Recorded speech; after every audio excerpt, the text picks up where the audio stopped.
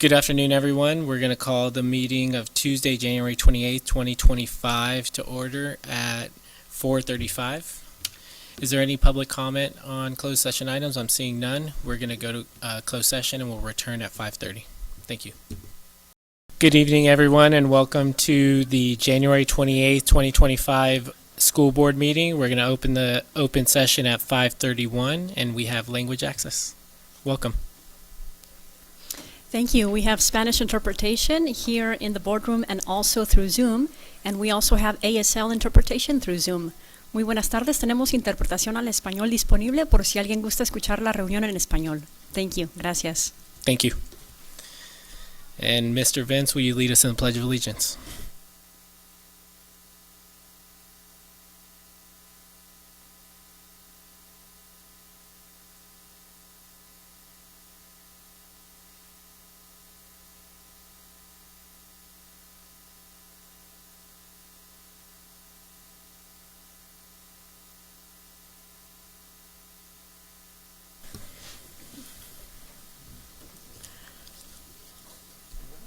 And now we have announcements from closed session action.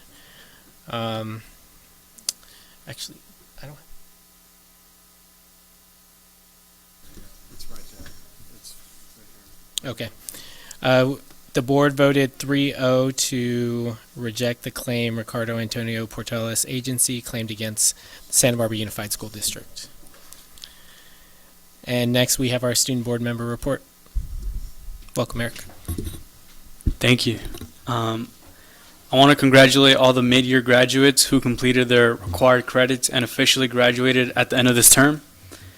This week is the start of a new semester for both junior high and high school students, beginning their new classes and marking halfway through the school year. Earlier this month, we had our superintendent student advisory council meeting, where we showcased our student-led video that aims to promote mental health resources to all students. The link leads to a list of resources that are available for students.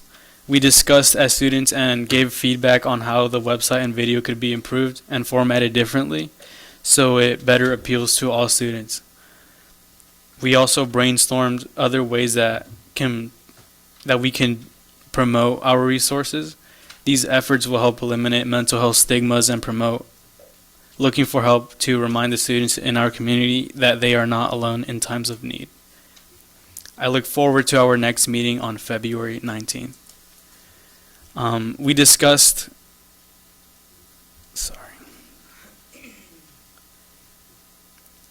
the high schools are finalizing their planning for their upcoming winter formal dances. Students have been recognized and nominated by teachers for Winter Formal Court. Also promoting student spirits with a Spirit Week that are engaging and reinforcing student spirit. I'm happy to see more lunch activities for students throughout campuses. We got to see therapy dogs visit students last week, dodgeball at lunch, and some planned events like Pie a Teacher and Lunar New Year, which is tomorrow. Students will be able to find a good luck red envelope for a prize.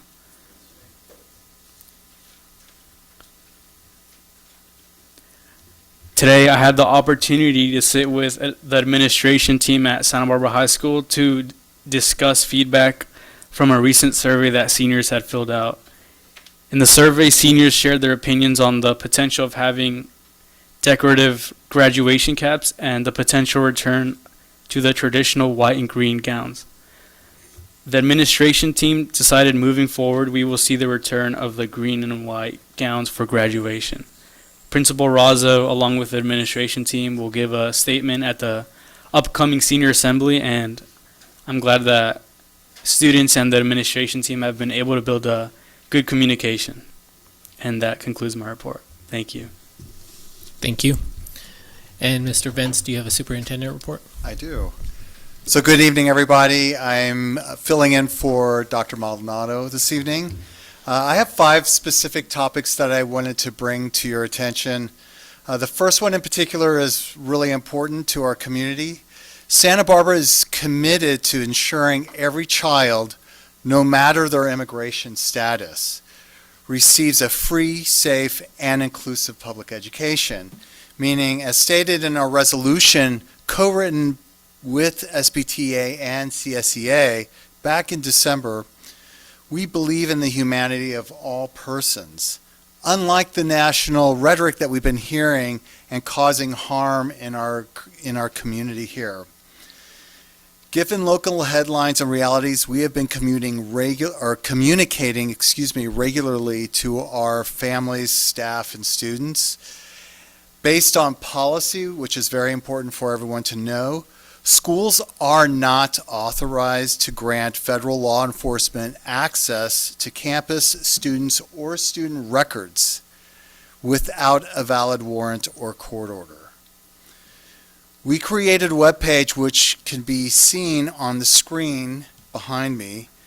And if you know of anyone who needs support or need resources, please send them to our website so they can get those resources.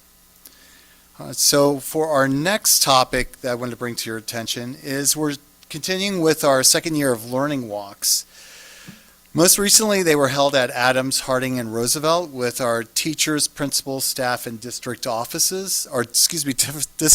support staff. And you'll be hearing more about that tonight from Dr. Sheffield when she gives her report. So I just wanted to bring that to everyone's attention as they listen to the report.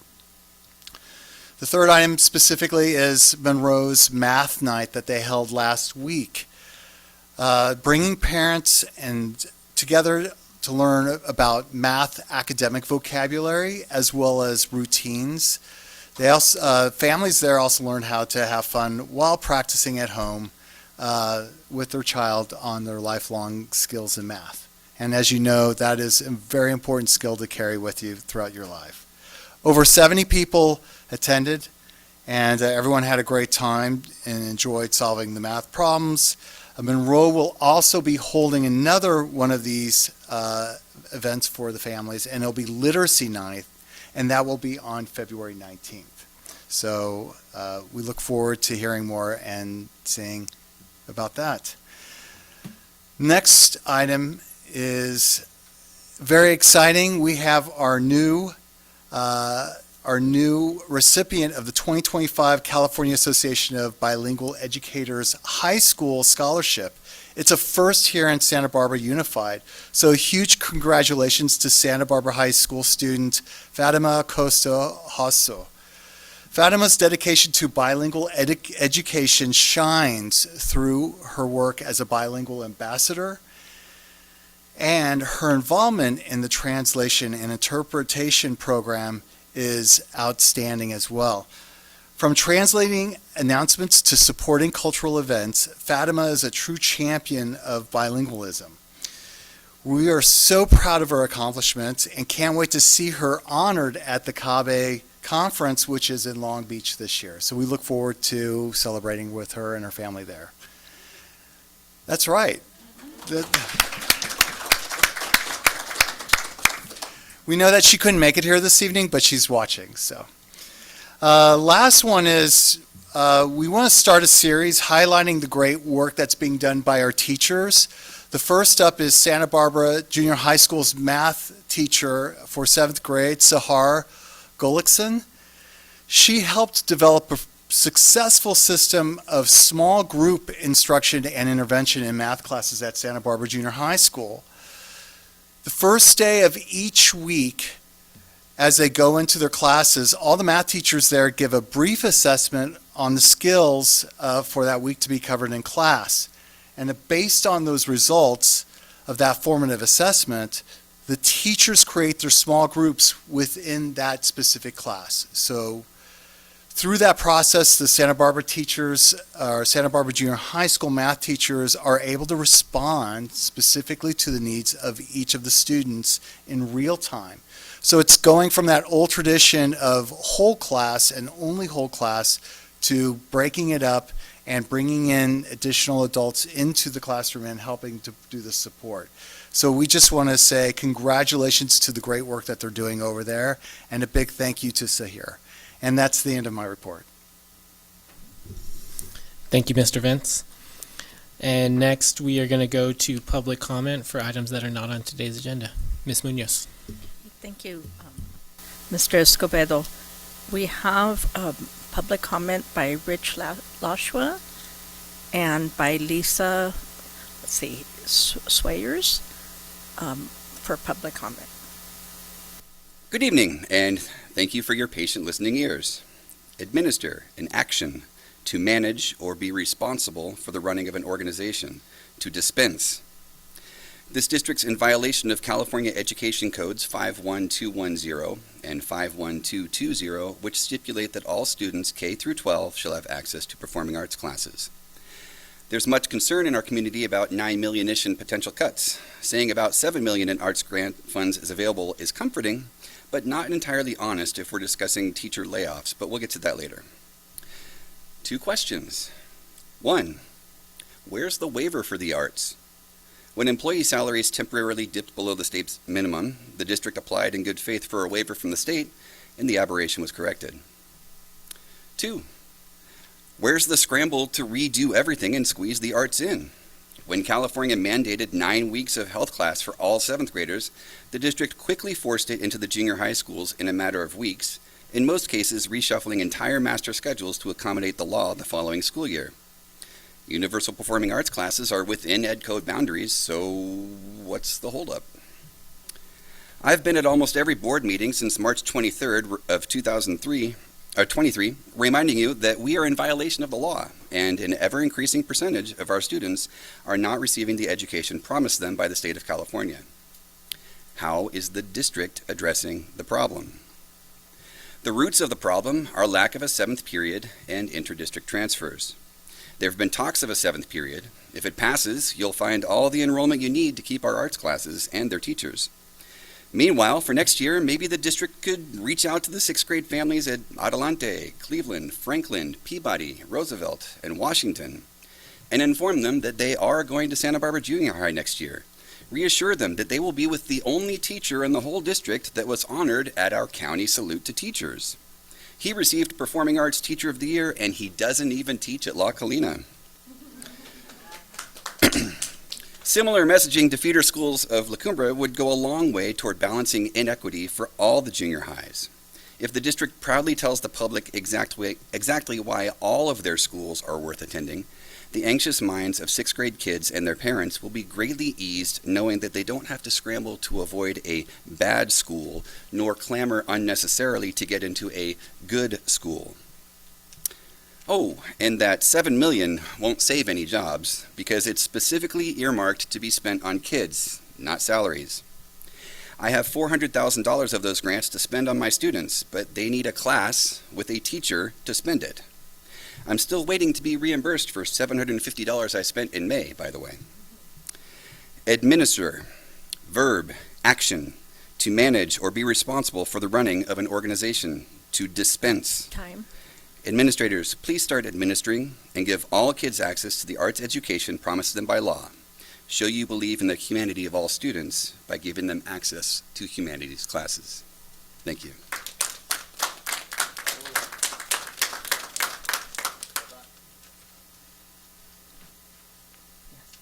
Good evening, everyone. My name is Lisa Suarez, and I teach choir and theater at La Colina Junior High. And in true theater teacher fashion, I am going to yes and my colleague Mr. Lashua's comments. I'm here to talk about arts staffing and arts spending as well. I would like to ask that communication between district staff, principals, and office managers, as well as teachers, improves. We have received several different communications, the teachers and arts leads specifically, that were not communicated to our principals. One was that there would be a hiring push in February using Prop 28 funds to create new arts positions, which, as you can imagine, we're kind of concerned about given the talks of cuts. When I brought this to my principal's attention, she had no idea that this was on the table.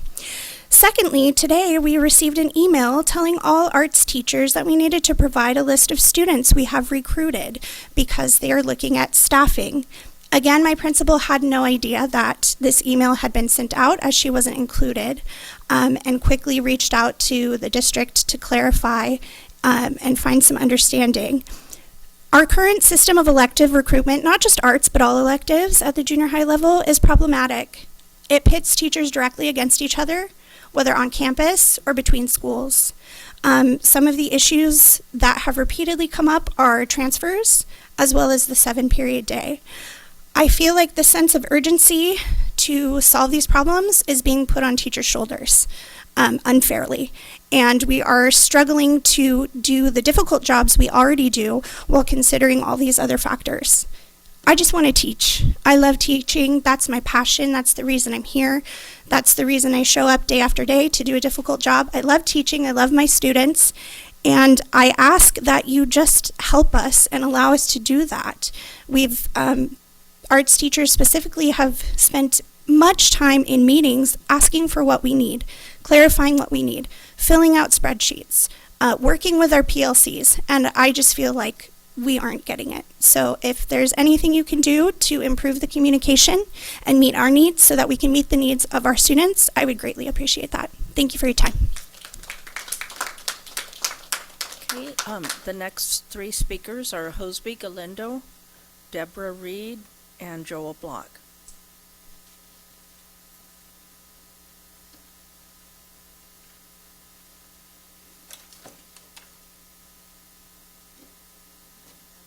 I gotta unload.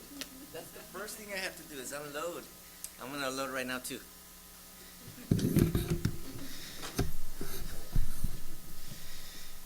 Hi everyone. Good evening, board members, superintendent, and cabinet. I recently had the opportunity to read a letter our superintendent and assistant superintendent of human resources wrote where they stated, "We listened." Building trust and relationships, not only listening, but acting on the words that are shared with you. In my tenure as a teacher and as president of SBTA, I have found myself talking but not being heard by site or district leadership in many instances. Our teachers have found themselves talking to you and their site leadership, and they feel they are not being heard either. We educators are expected to pick up the slack when leadership does not step up to help find solutions that work for everybody. We educators from alternative education have shared their concerns and hopes for more or different supports. Those calls have gone unanswered. SPED teachers have amazing ideas of what programs should continue to be part of school's practice, but those voices are drowned out by administrators and their visions. Elective teachers are asking that programs for students thrive and that their livelihood remain intact. Earlier this morning, an email went out to secondary art teachers to recruit students.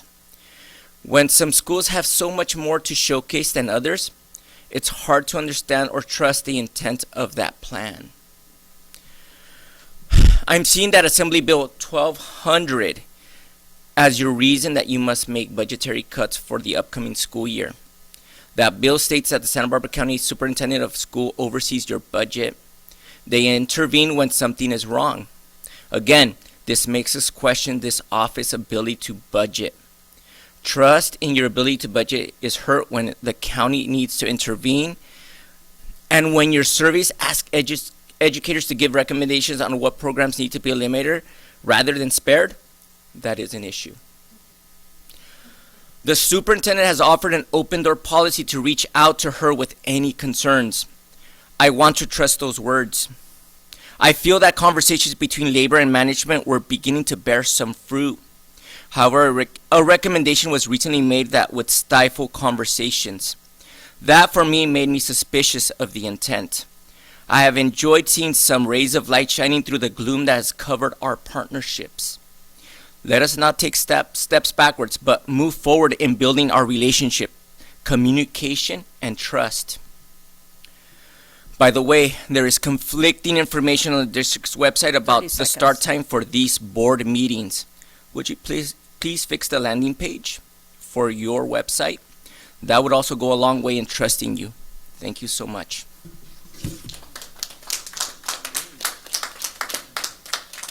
Deborah Reed.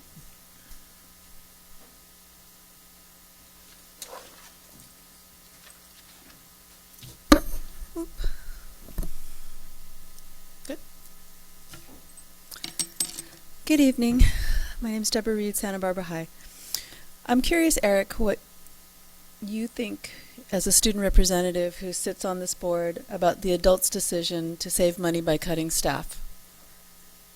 Staff who've supported you on the playground, in the cafeteria, in the nurse's office, the classroom, pretty much everywhere and anywhere you've been since kindergarten till this point in time. What happens when you reduce the number of people who provide direct services to students? Who will open the doors and provide a warm, safe space for students when they're dropped off an hour before school begins? Who will chaperone the dances and the field trips? Who will work on the weekends so that plays and concerts can be performed? Who will coach the sports teams and travel with them on the weekends to tournaments? Who will provide additional instruction, also known as free tutoring, during lunch hours and after school? Who will write letters of recommendation for scholarships and college applications? Who will communicate with families in their native language when a district interpreter is not readily available? Who will recognize when a child is lactose intolerant and provide dairy-free meals in the cafeteria? Because our cafeteria workers do that for our students. Who will watch for signs that indicate neglect or abuse and make referrals to CWS? Who will provide school supplies by funding it from their own pockets? Who will be the safe adult that research shows can make a significant difference in a child's life?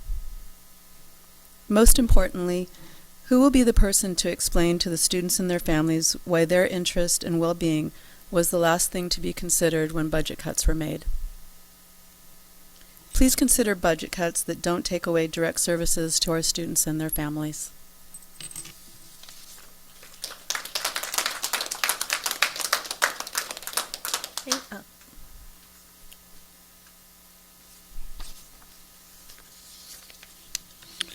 Good evening.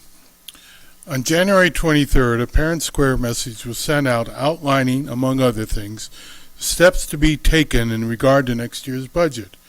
In reading the message, it is clear that before a final budget has been approved, it has already been decided that there will be a reduction in force for teachers.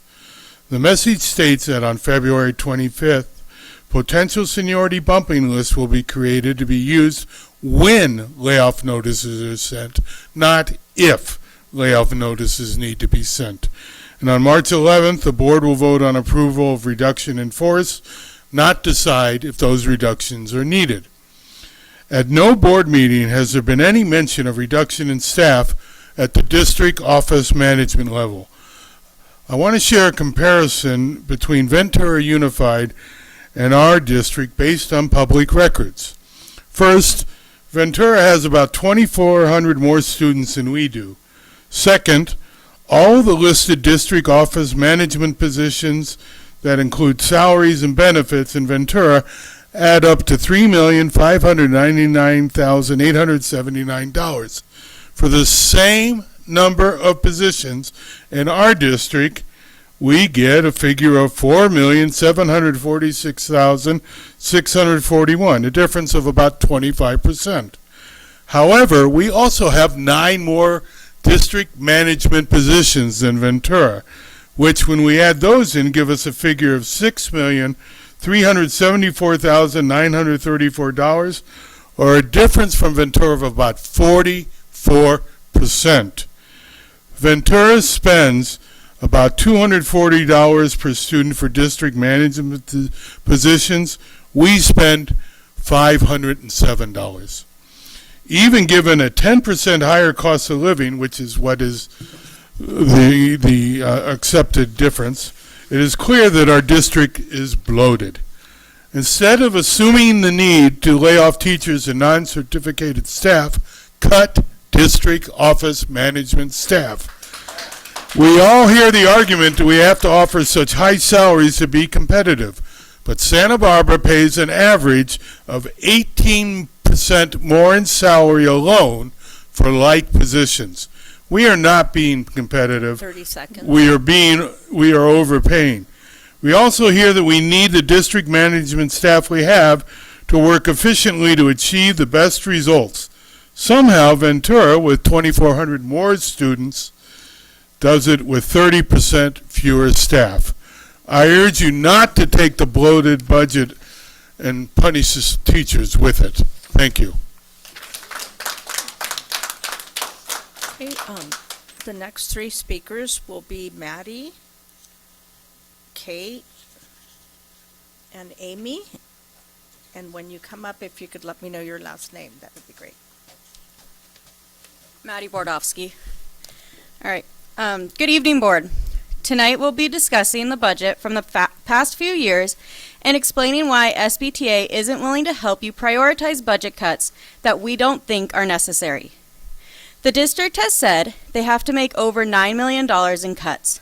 They sent out an overly simplistic survey to us and community members that they'll use to justify cuts that hurt our students and our classes. After reviewing years of budget data, we believe the district doesn't need to make cuts. They need to budget better. It is not a spending issue, it is a budgeting issue. The district consistently underestimates their incoming revenue, overestimates their expenses, and aren't accurate in their interim reports. All of those pieces lead to reports that paint a doom and gloom picture that never comes true.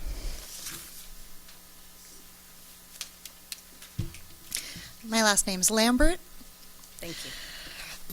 Bad budgeting. Go ahead and turn the page to the first page inside and you'll see a colorful report. Total revenues. From left to right, you see the budgeted amount, and then the first interim report and the second interim report, and finally the blue. The blue is the actual revenue. The actual revenue for 2022 to 2023 and 2023 to 2024. In 2022, the first interim report showed the district would bring in $7 million less revenue than they predicted for. But their actuals ended up with $8 million more revenue than they predicted. That's $15 million more than their first projection. In 2023 to 2024, the first interim showed $6 million more than their prediction, but the district ended up with $15 million more than their original predicted budget. So, when we look at this year's interim report, that'd be the third one, and it is showing more than showing $5 million more than they predicted, that's already almost half of the $9 million that they talk about cutting. So how far off will we really be at the end of the year? And why are we cutting where we are? Hello. Amy Woods. Amy Woods. Thank you. Thanks. Okay, please find figure 2, services and other operating expenses. We see similar patterns here, but now we're talking expenses. A lower blue number is good. From left to right, you see what was budgeted. Then the first interim report, the second interim report, and in blue is the actual revenue in 2022, 23, and 24. In 2022, the first interim report showed the district would spend $1 million less than they budgeted for, but their actuals show they ended up spending $4 million less than they budgeted. In 23-24, the interim report showed $1.5 million more than budgeted, but the district ended up pretty close to their budgeted amount. They came in a little under. So when we look at this year's first interim report showing $8 million more than they budgeted for, why should we trust that number? It's a similar situation to last year. There's not enough consistency here to trust their report.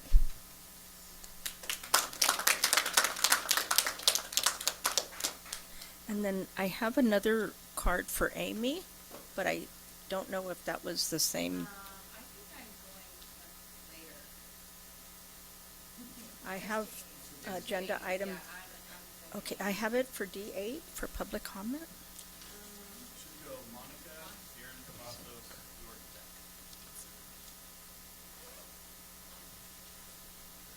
Oh, Amy McMillan?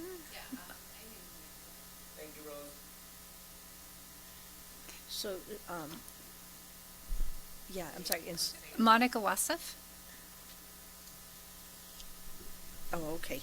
Are Could we go back to maybe having, oh, go ahead. Amy. are all of these comments related to the budget? Because if so, we have that budget item later in the meeting today. Is it okay if we come back to this item when it comes up in the board reports, and we can have these public commenters come back up? Thank you. The agenda item is the financial. We have, And the special ed. It's not the general budget. oh, it's the budget survey report. Apologies. Yeah. Apologies. Thank you. So yeah, if we could have Amy next, that would be.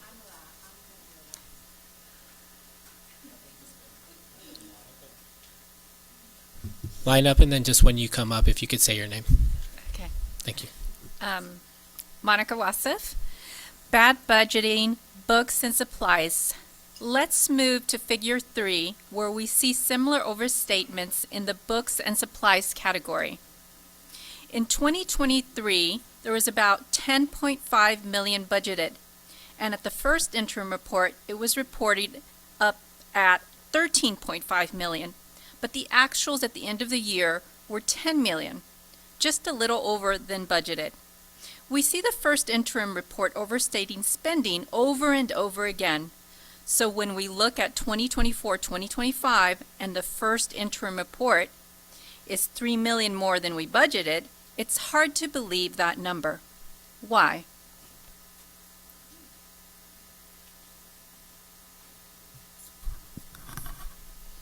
Sorry, Erin Cavazos. Okay, I wasn't sure if you were ready. Go ahead. Okay, thank you. Please turn to figure 4. When it comes to budgeting, they barely increase the amount for employee salaries. I know that negotiations weren't completed at the time, but they could have at least anticipated an 8% increase. Instead, they had actuals for 2023-2024 at $82.6 million, and this year budgeted for $84 million. After telling the community the raise would cost around $10 million. Little math issue there. What is this budgeting practice? If that wasn't important enough to you to budget for, then why has your language shifted to say you needed to do more to help your staff with wage increases, but you didn't budget for it? A worse version of that happened with the health benefit expenditures. That's in figure 5. Last year, they spent $10.4 million and then budgeted $8.9 million this year, knowing they were going to spend more on monthly premiums. What's happening? In your budget survey, FAQ, sent out on Friday, you talked about a 12% reduction in district administrative positions over the last 4 years.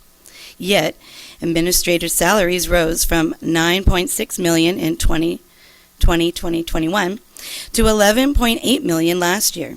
That's a 22% increase in cost. How do you reduce 12% of positions while spending over $2 million more? That shows me you can be creative with numbers you present, and I'd like to add that that's not the transparency that you're claiming. York Shingle. York Shingle. Your reserves are growing, even though we're told almost every year that we're going to start spending down to the minimum. Let's start with a report from 2021 to 2022 from fiscal. That's figure 6 in your report. When you look at that, 3 years ago they said that we would end last year with 8.56% in the reserve, but we actually ended it with 18.68%. That's a difference of $23.8 million.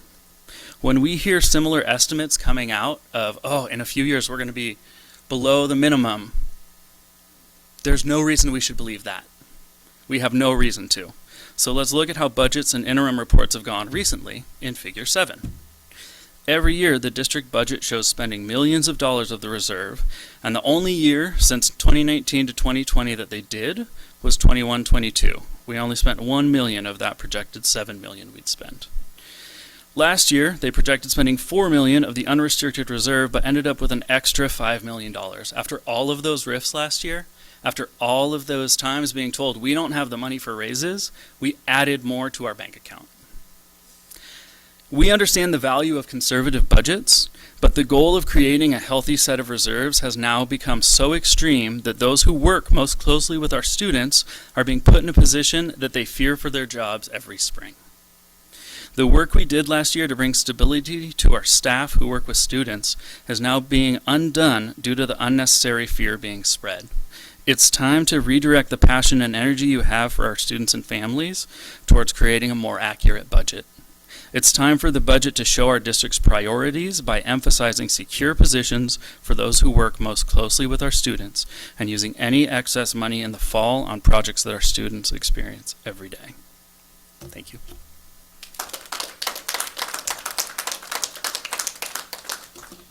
Hi, my name is Amy McMillan. I've been teaching here in Santa Barbara Unified Schools for 26 years. My part is the closing. Board, we're asking you to hold the district office accountable to do their jobs better. We want the energy that everyone's putting into what jobs they'll cut to be put into what calculations they can better anticipate. Because when you threaten cutting positions over making people do better estimation, you're valuing historically wrong numbers over people, and that's not okay. Last year, you sent out many reduction in force notices and then put an extra $5 million in the unrestricted reserve. That's not okay. It hurts our staff, it hurts our kids, and it hurts our community. No cuts to kids. You don't need to make them. You need to budget better.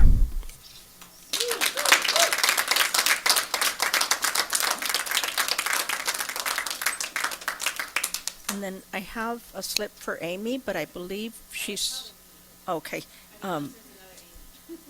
Moni DeWitt? Okay.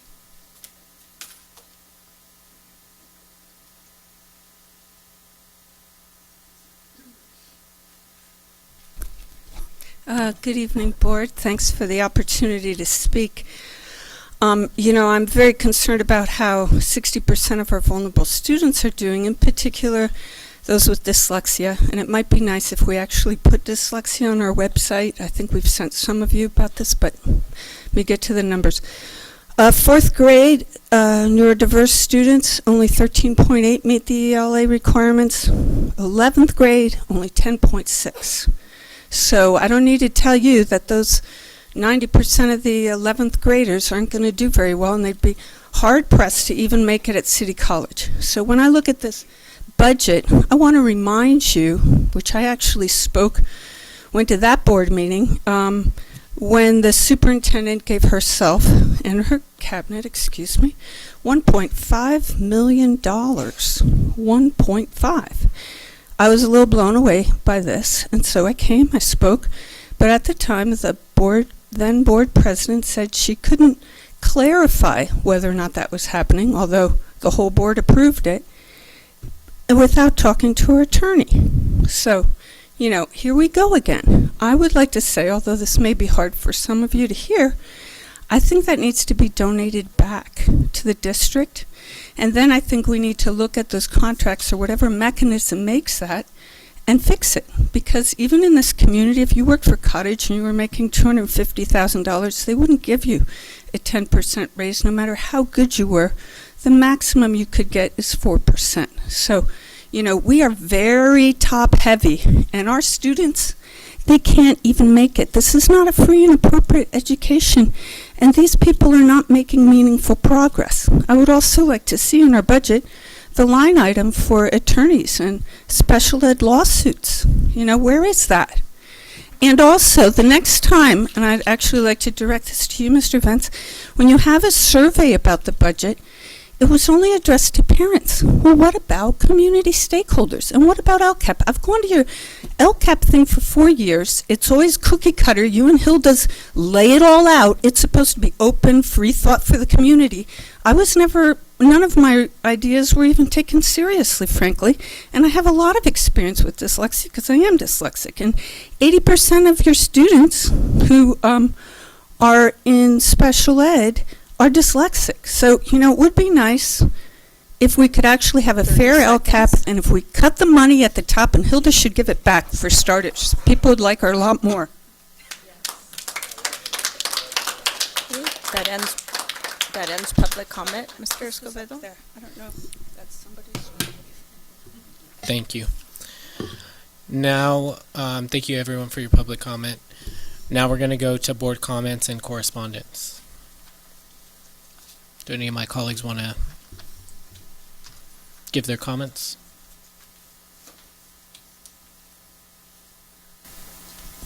Ms. Munoz? I'll go ahead.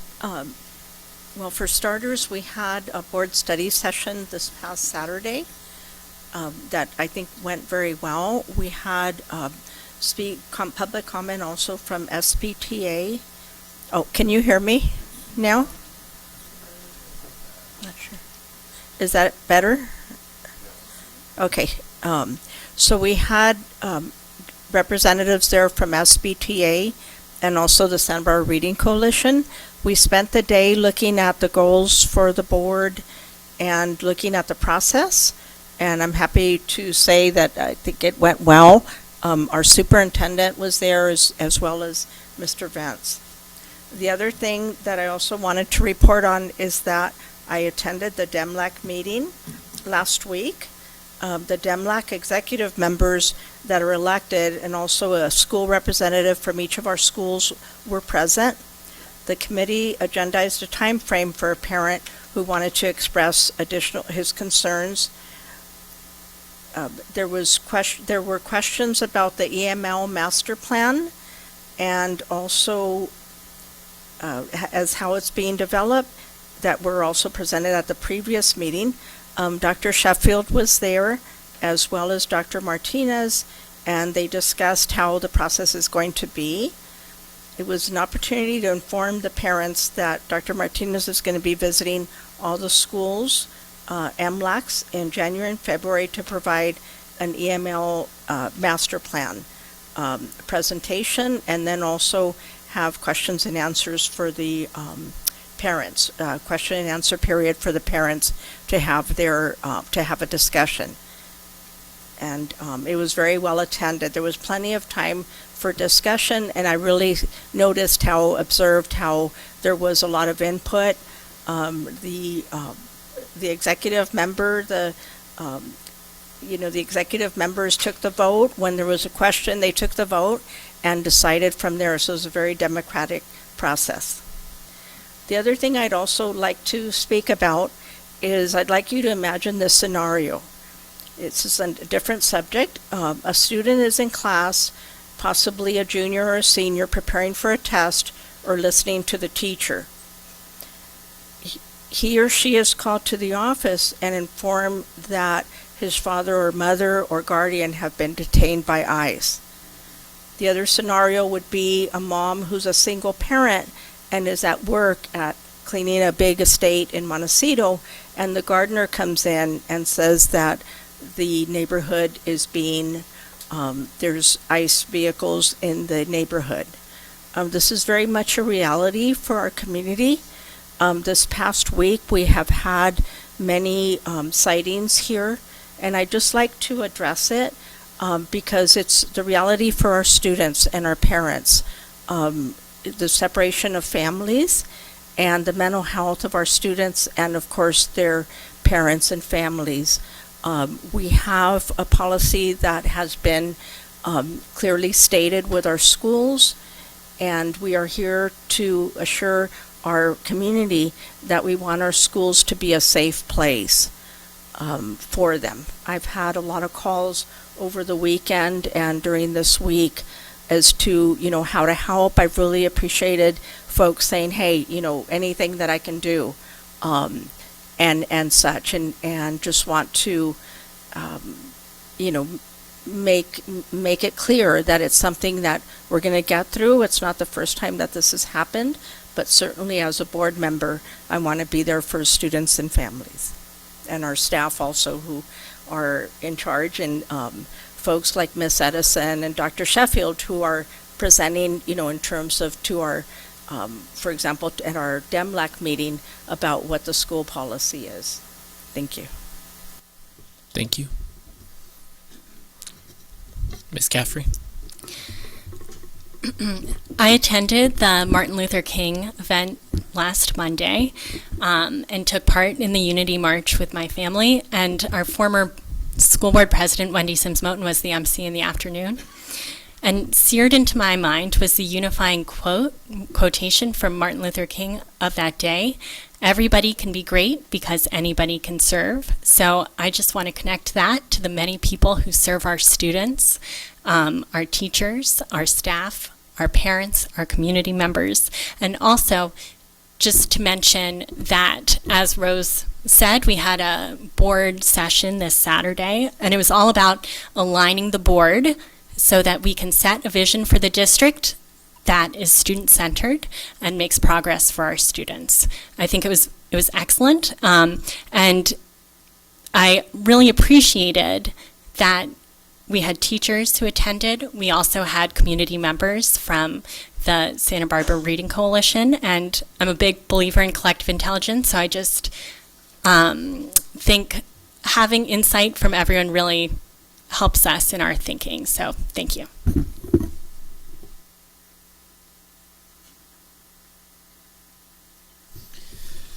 All right. I will go. I just want to start off by thanking Mr. Vance for really highlighting in the many ways that we are supporting, and Ms. Munoz for bringing up what's going on in our community and many communities, and the fact that we are going to support our families and our students.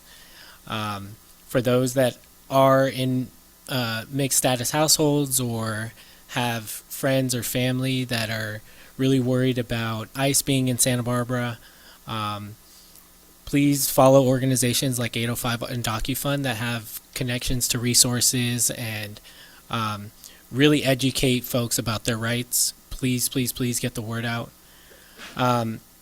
Next up, I want to congratulate Fatima for the CABE scholarship.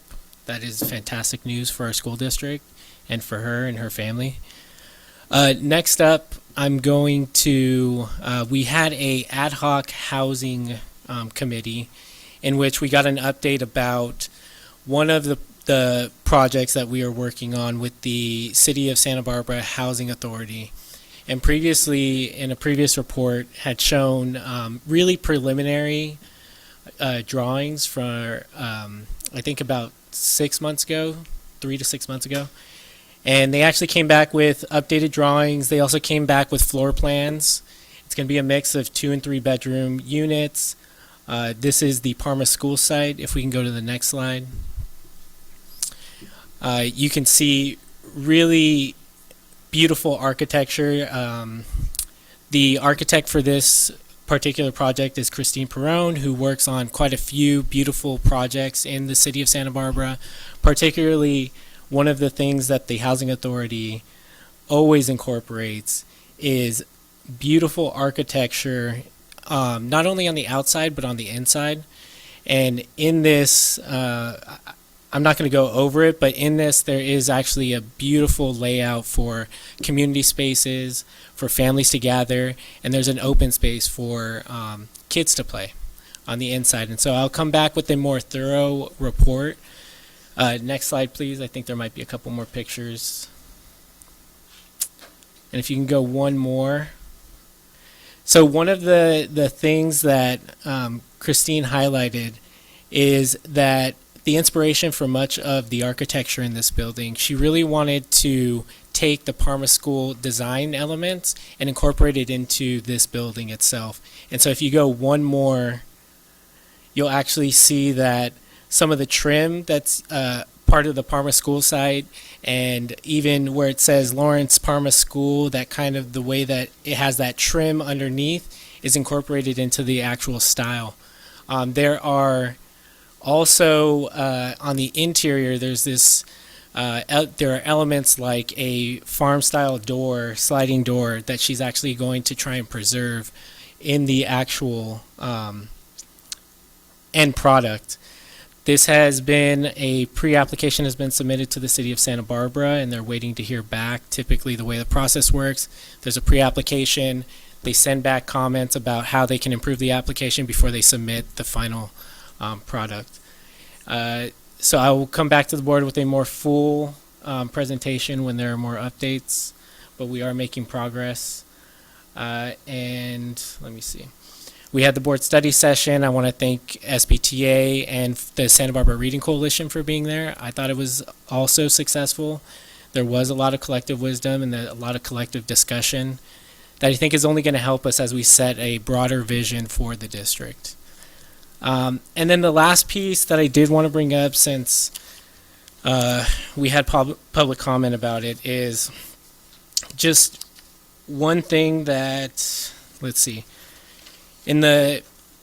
just as one clarification from the figures that we were handed, that the reason why there's a discrepancy in the 24-25 budget numbers and the first interim is because the 24-25 budget numbers didn't actually have the negotiated deals in them. Because if you remember, we didn't ratify the actual negotiation outcomes until July, and the budget itself is approved in June. So there will be discrepancies between those two numbers, and I just wanted to highlight that for folks. But I appreciate always using figures and data. And that concludes my board report. So next up, we are going to go to E1, acceptance of donations.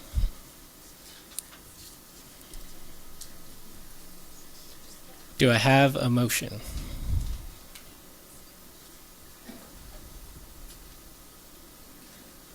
Make a motion to accept the donations for January 28, 2025. I second the motion. We have a first and second. All in favor? Aye. Aye. It passes unanimously.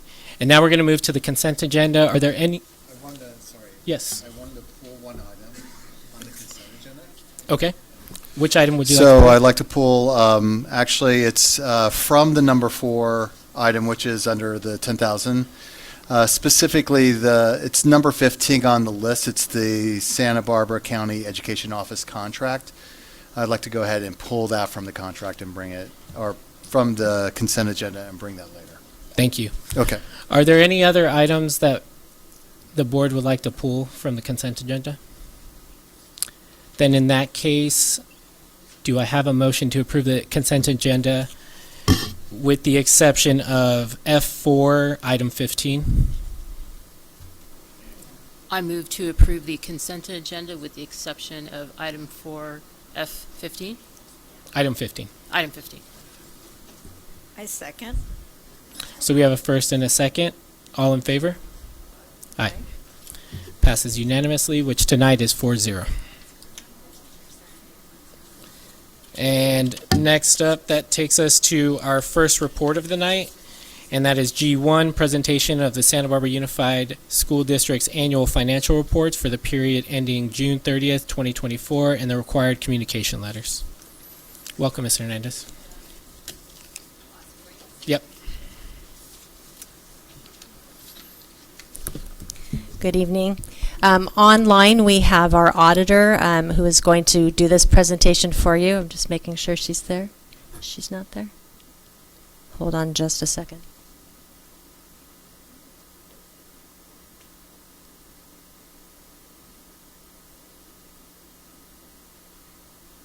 Nope.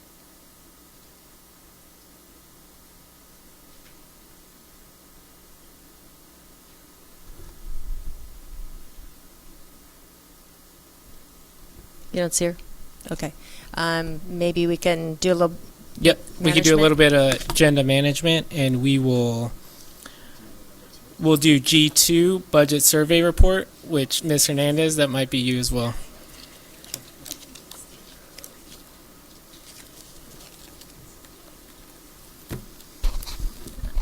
So Sandra, you'll let me know if she comes on? Okay, thank you.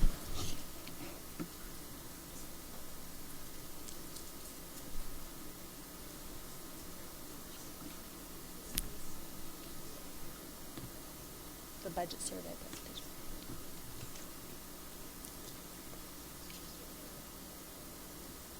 Aha. Okay, good evening. So, as part of our continuing budget development, tonight we'll be discussing the budget survey that went out to staff and families.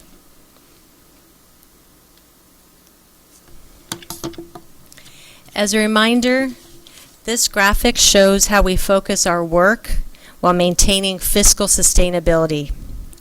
The survey questions that we received, the answers that we received, align to our goal to improve the center of this graphic, which is to protect the classroom as much as possible and the essential operations needed to educate our students with the money that we have.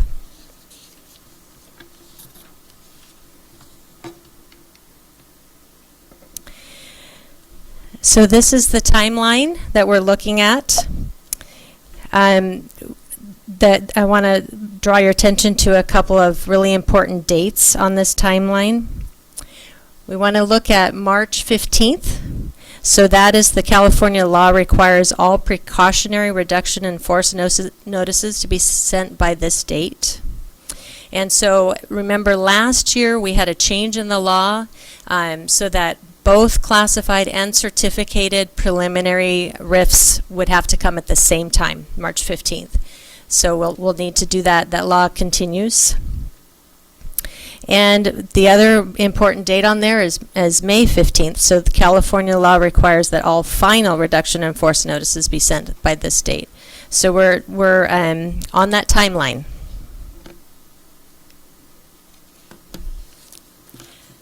So here are the response rates, and I just want to thank everyone who participated in the survey.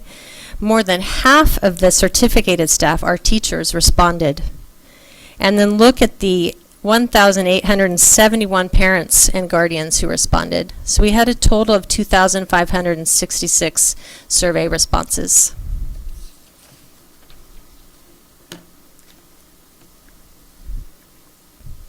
So here are the results on the various priorities that were ranked. So the top two are math instruction and support and reading and literacy programs. So we are taking all of this information as we look forward, and the criteria that we will be using for bringing recommendations forward to the board is, first and foremost, we want to ensure that we have little impact on our students, especially our most vulnerable students. We want to make sure that we maintain the district's compliance with regulations and educational codes.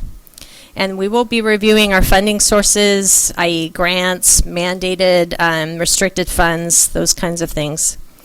We want to understand what the impact is on conducting business and know what the impact will be on our district goals. And we will use data to inform our decision making. These are the free response themes. The top comments on the specific programs and services that people believe should be reduced or restructured. And we read every single comment that was submitted. And these are the themes that reoccurred.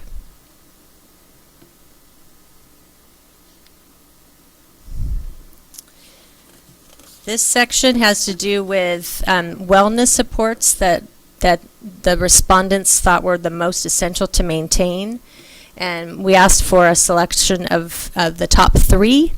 And the top one of the top three was school counseling and social emotional learning support. That was the number one. And then the other top two after that were mental health support and access to school nurses and health services.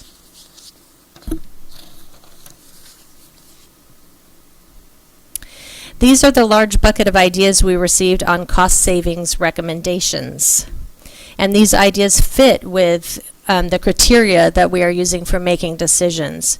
The number one priority is prioritize core academics and student well-being. There were other items that were mentioned more than once that we also, we looked at every single thing that everybody recommended. More than one person asked about legal expenses. Other districts have in-house counsel to reduce legal costs, and that might be something that's worth looking at. We're also looking at unfilled vacancies currently right now and freezing those, the hiring of those positions, unless they are essential or hard to fill. We continue to look at consolidating and reorganizing and eliminating duplication. And since what made the list was partnerships, I just want to give a plug for our next meeting with the partners, which is March 21st. And this is the time that we bring partners in and we tell them what our district goals are and ask how they can help us. As you know, we have students 180 days out of the year, but they are in the community 365 days. And we work together to align efforts for our student success.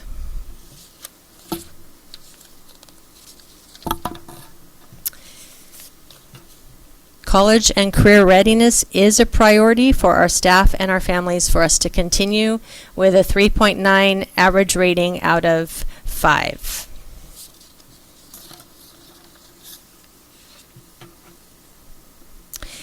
As you know, an FAQ was sent to all staff and families on Friday and to you board members as well. I am not going to go through it. It was like 12 pages. However, you can read them on the board agenda or your email in Parent Square and see how we answered questions and gave responses to questions. The next 2 slides are data on our budget communications. As you can see, more than 60% of survey respondents have not viewed the budget presentations that we have been providing.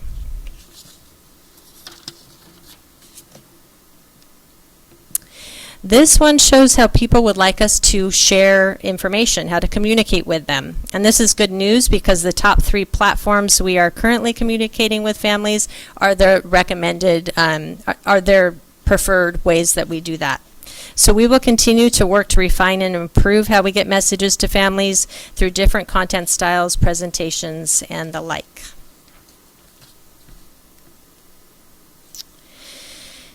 These are themes for the comments that we received, and the top 2, of course, are the budget concerns and the need for transparency. Most respondents expressed concern about budget deficiency and the potential impact on program and services and the need for transparency. And this is why we've been doing these presentations every month, to try to make sure that we do some real deep dives into this and help people to understand our budget. I would like to speak to you quickly about some changing events that have happened today and that continue to keep changing. Since our agenda was posted 4 days ago, President Trump's ordered a freeze on the federal grants as of 2 p.m. today. $7 million of our funding comes from the federal government, and it comes to us in terms of title funds, special education, and the USDA that feeds our students, and other sources. So what does this mean? Well, right now we're all trying to figure that out, but what we have heard from our capital advisors and other organizations that are reviewing this for us and trying to get to the bottom of this situation is that, one, there's probably going to be some legal pushback on that, which we have seen today. A federal judge did a freeze of did a stay on the order of the freeze, so a freeze on the freeze until Monday. So we just have to wait and see what happens with that. We have also received some information from the White House Office of Management and Budget that more than likely the federal funds that go to schools will not be on the list of freezes. But it's a lot of information that's coming at us very quickly, so we just have to kind of wait and see what happens. But I wanted to give you all that information and the public that information. Now, another situation that might impact us is the fires in Los Angeles. It has been such a terrible, heart-wrenching thing, and our hearts and prayers go out to our neighbors south of us. But how will those fires impact us? Insurance costs will more than likely rise. Building costs might also rise. How will it affect our economy? How will the big 3 funding sources for the state be affected with income tax and property taxes and sales tax?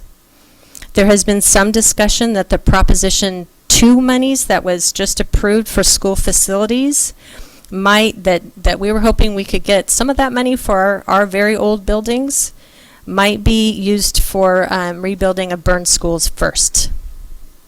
So we have a lot of uncertainty today, as we build our budget for next year, but know that we are preparing for contingencies, and we will keep the board and the public updated.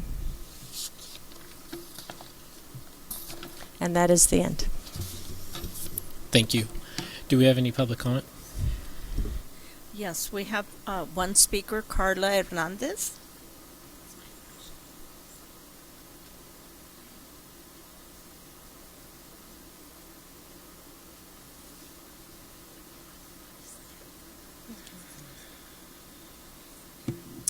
All right, I always try to have something, just in case. Is this on? Yes, okay. Thank you. Thank you for listening to me tonight. I did want to speak about this recent survey because I had a lot of questions as I was filling it out as a parent. But I think that if Santa Barbara Unified says that we are student-centered, then I question why there were so many items listed as potential cuts that were directly impacting students, right? We're student-centered, but everything on there had to do with the day-to-day of a student. And as a parent, I was both appalled and saddened to think that I had to choose between mental health services or career readiness for my child, right, as a priority. As an educator, to think that I had to choose between social emotional support for students or educational development for teachers, I was like, really? Like, I just was confused by all of that. And I'd like to know why we didn't see anything on there about other potential cuts. Like, why are we not cutting or consolidating jobs here at the district office, people who are more away from students? Additionally, I hope, right, and it sounds like that's not going to happen, but I hope that once the report was out, that the budget cuts were not going to be based on the report, because it didn't seem like it was information, really a fair choice, right, of what we thought of as a priority. There was no really choice that felt good to make of, like, what's my priority? They're all my priority. I felt strongly about each and every one of those. So to use that as teachers and parents think this is what should be cut. No, I don't think any of those things should be cut. So anyhow, I hope that you would look at other things other than that, and thank you for your time. That concludes public comment.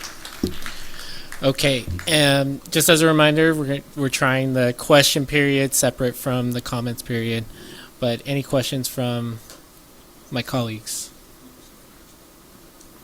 Dr. Beal. Hi, thank you for that presentation. So I have two questions. One is in regard to something very specific you said. You said that we are meeting with our community partners on March 21st to discuss how they may help us with the district and the budget. But we are issuing our reduction in force. We're voting on that on March 11th. So I'm assuming we are asking for the coming school year. And so I wonder if that meeting is not timed in a way that allows our community partners to help us with some of these budget issues. So I think that date is a bit problematic. Yes, the meeting for March is for next school year. We've held it in March every year, planning for the following year. So the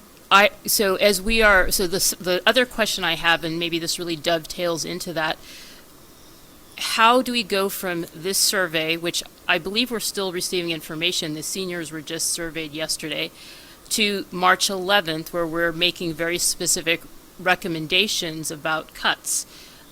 So how do we have that conversation, and how do we ameliorate some of these cuts because we have support?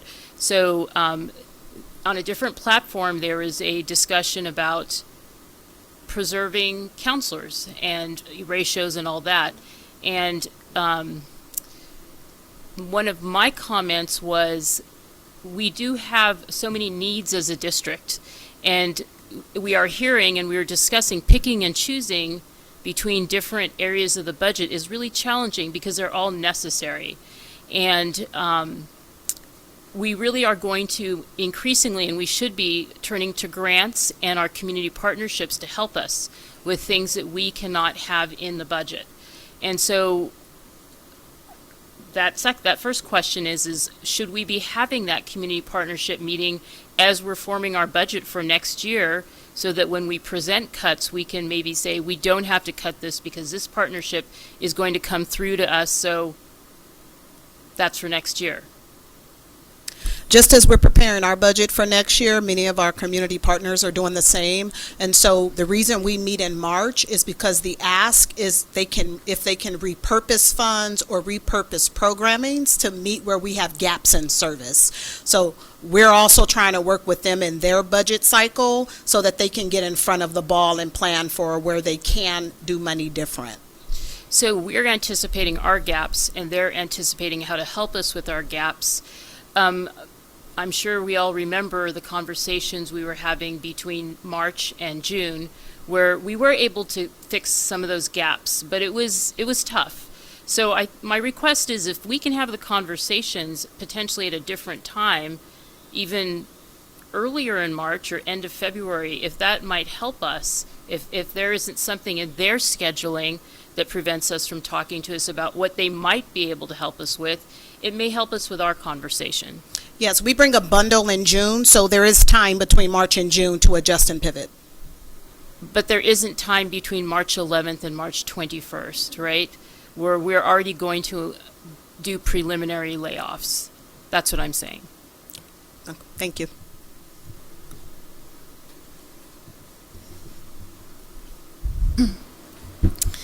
So, based on the response rate, we got a really high response rate. This is top of mind for many people in our district, and people are worried.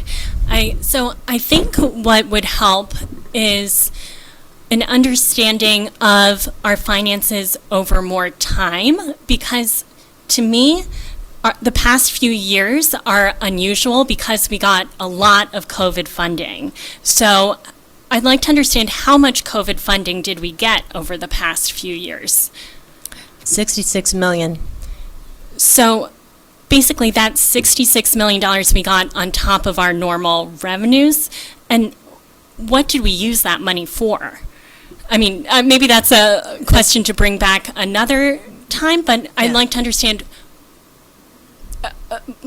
Right now we have fewer, we have fewer revenues because we don't have COVID money, and also our expenses are higher because of the negotiated contract, right? Correct. So I think what is tricky to understand as a new board member, and I feel like maybe reflects the community at large, is the financial situation given this big change. So what strikes me reading the comments from the survey is people feel like we don't need to make cuts because we are in excellent financial situation.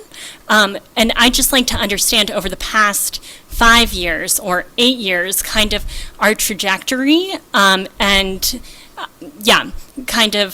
do you understand my question? I think so. Yeah. You want to go back about 5 years or 8 years and see what the budget was then and going forward, right? Well, not the budget, but kind of our historical spending, because Yes. when I did an initial analysis, it looked like pre-ESSER funding, we were deficit spending for the past years before we received that $66 million.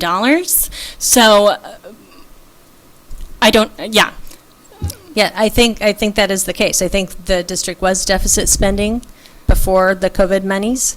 And I think that you really need to look at both sides of the budget, the unrestricted versus the restricted side, because we have gotten a lot of monies on the restricted side of the budget. So all those COVID fundings, everything, one of the public speakers had mentioned, like, you grew by $15 million.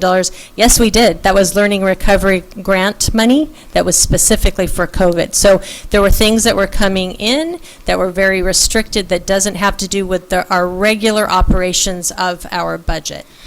So I guess the reason that I ask these questions is because I feel as a board member that, well, it is our responsibility to make correct fiscal decisions for our district to make sure that we are in good financial shape for many years to come. And so I just want to be really, I guess this is why I mentioned at our last board meeting, I think it would be helpful to have a fiscal advisory committee so that we really have a deep understanding as a community, because I'm a new board member and it's this really steep learning curve, and I spent a lot of time, on this over the past couple weekends. I've been, trying to get up to speed, but I feel like, we really are trying to build trust and transparency.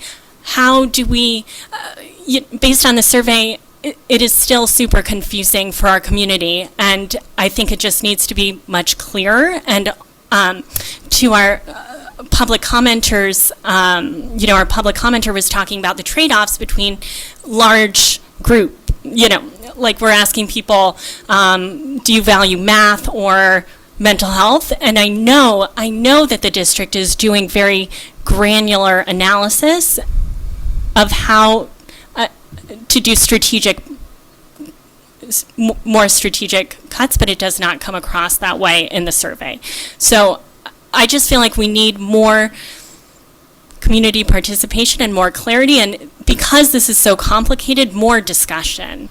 So like a thoughtful basically, we need to think about our process for budgeting. And for example, one more thought that I have, reserves. I've been thinking a lot about reserves, too, given the survey responses. And I know many people think reserves are just a pot of money that we are not using to spend on students. But my question is, what happens if we have a fire in Santa Barbara, or a flood, or a mudslide, and we just saw that happen in Los Angeles? Are we going to be prepared? So, yeah. So basically, that I think is a question for the board, like what level of reserves do we think is? And yeah. To answer that question, we do have a board policy that says that our reserve should be at 10%. And we can have that discussion to revisit the policy if we think that's the appropriate amount. I think currently, Ms. Hernandez, we are, remind me, projected or currently at about 8% or below the 10% threshold. Right. So we do have a board recommendation. It's not Okay. a full-fledged policy. I just want to make that super clear. It was a board recommendation. And we are, our current year, yes, we are, I can't remember off the top of my head what it was because I don't have it in front of me. But what we're looking at, to remind you, is that we need to, for our budgets, we have to show current year and the next coming 2 years. So our reserves, we're going to be eating into our reserves in all the years, but it's that 26-27 year that we're really concerned about, and that's where the county has reminded us we have to make cuts, because if we don't make cuts, if we just continue on as we are doing, we will go below the 3% threshold that we have to hold. And so when that happens, anytime a district goes down below the 3% minimum that a district is required to hold, then what happens is the state or the county has to come in and take over the district, because that is a threshold you have to maintain. Now, why? It's a reserve for unforeseen economic problems, such as fires. It's a reserve for any other sort of catastrophe that might happen. But when you go below 3%, especially when you're a community-funded district, you run the risk of not being able to make payroll in a given month. So if you cannot make payroll in a given month, that's the time when you are taken over as a school district. So these are very important situations that we're looking at. I don't go into cuts or talking about reductions lightly. It's because we need to do that because of that 26-27 year, where if we don't do it, we're going to go below the required state minimum. And I'll remind us, try and keep it to questions just for the clarity's sake. So. Okay, so I guess My question is, can we see what we spent the $66 million COVID funding and how we're right-sizing, I guess? Or are we continuing programs that we started during COVID? So most of the items that we paid for, the staffing that we did, the PPE, all the things that we did with COVID, we are showing that ended last year. I see. The only remaining amount of COVID funding that we currently have is the remaining of that Learning Recovery Emergency Block Grant, which we will spend this year. If we don't spend that this year, then there would have been a chance we might have had to make cuts this year. So we were lucky we still had that money left over for one more year, but that's it. That's it on our COVID monies. Ms. Munoz? Yes, I have a question about the,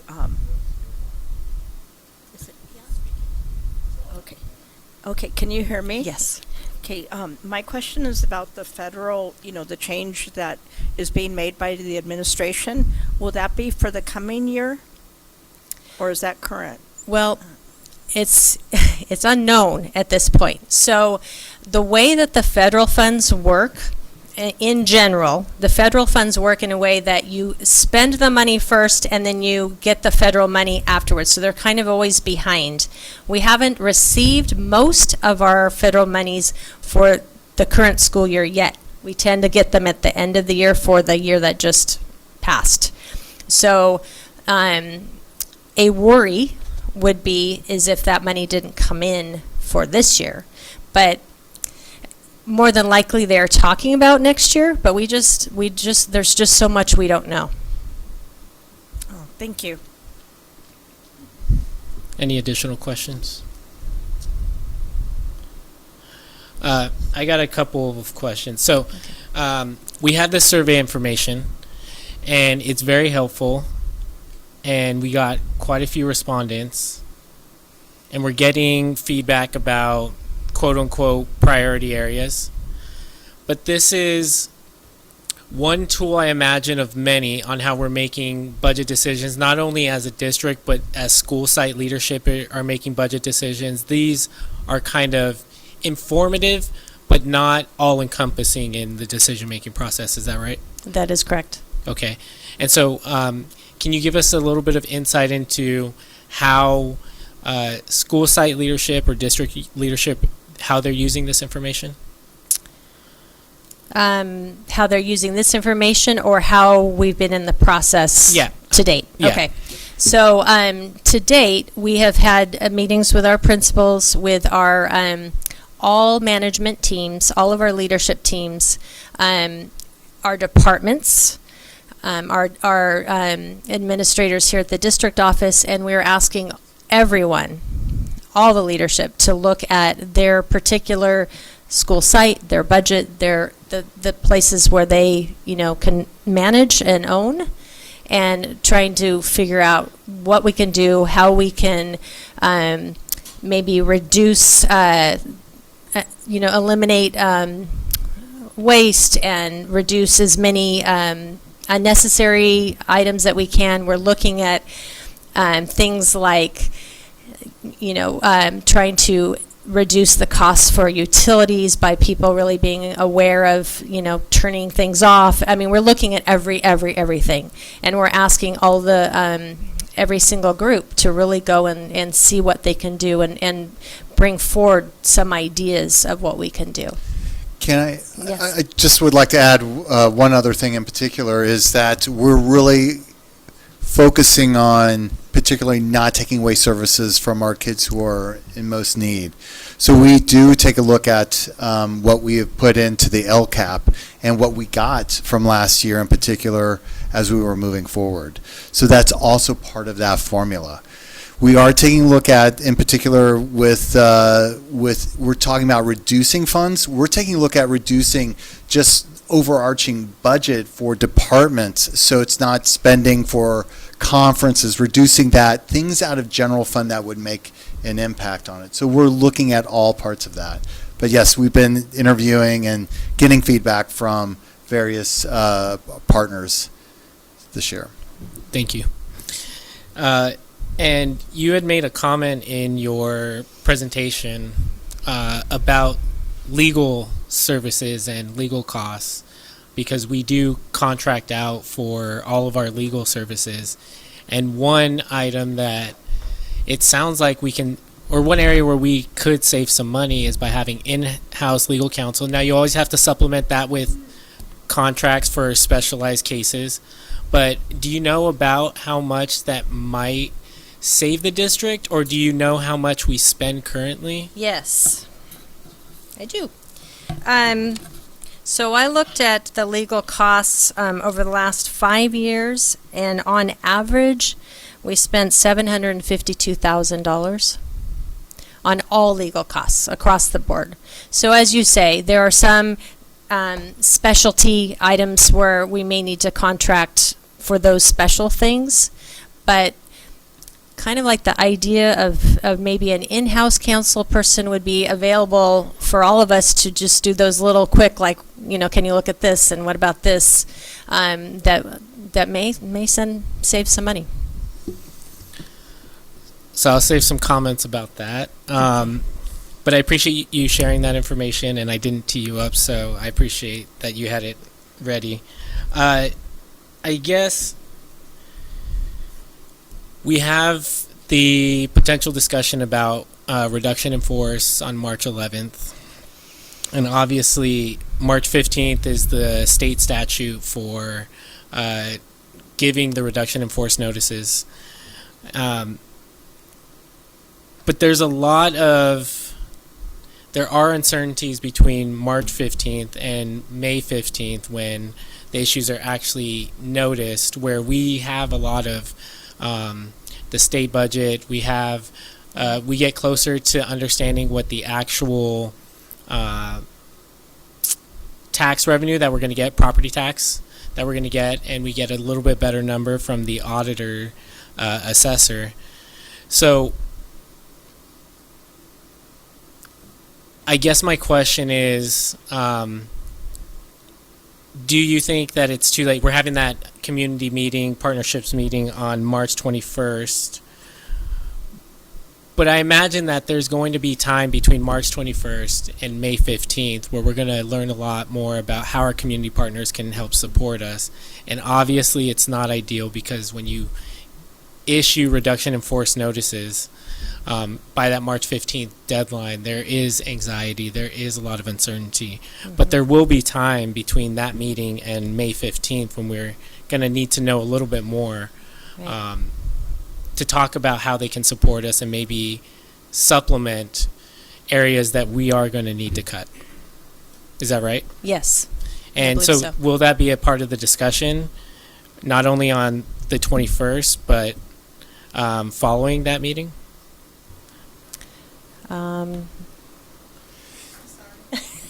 So the question was if there was going to be follow-up regarding with our partners regarding any cuts and availability.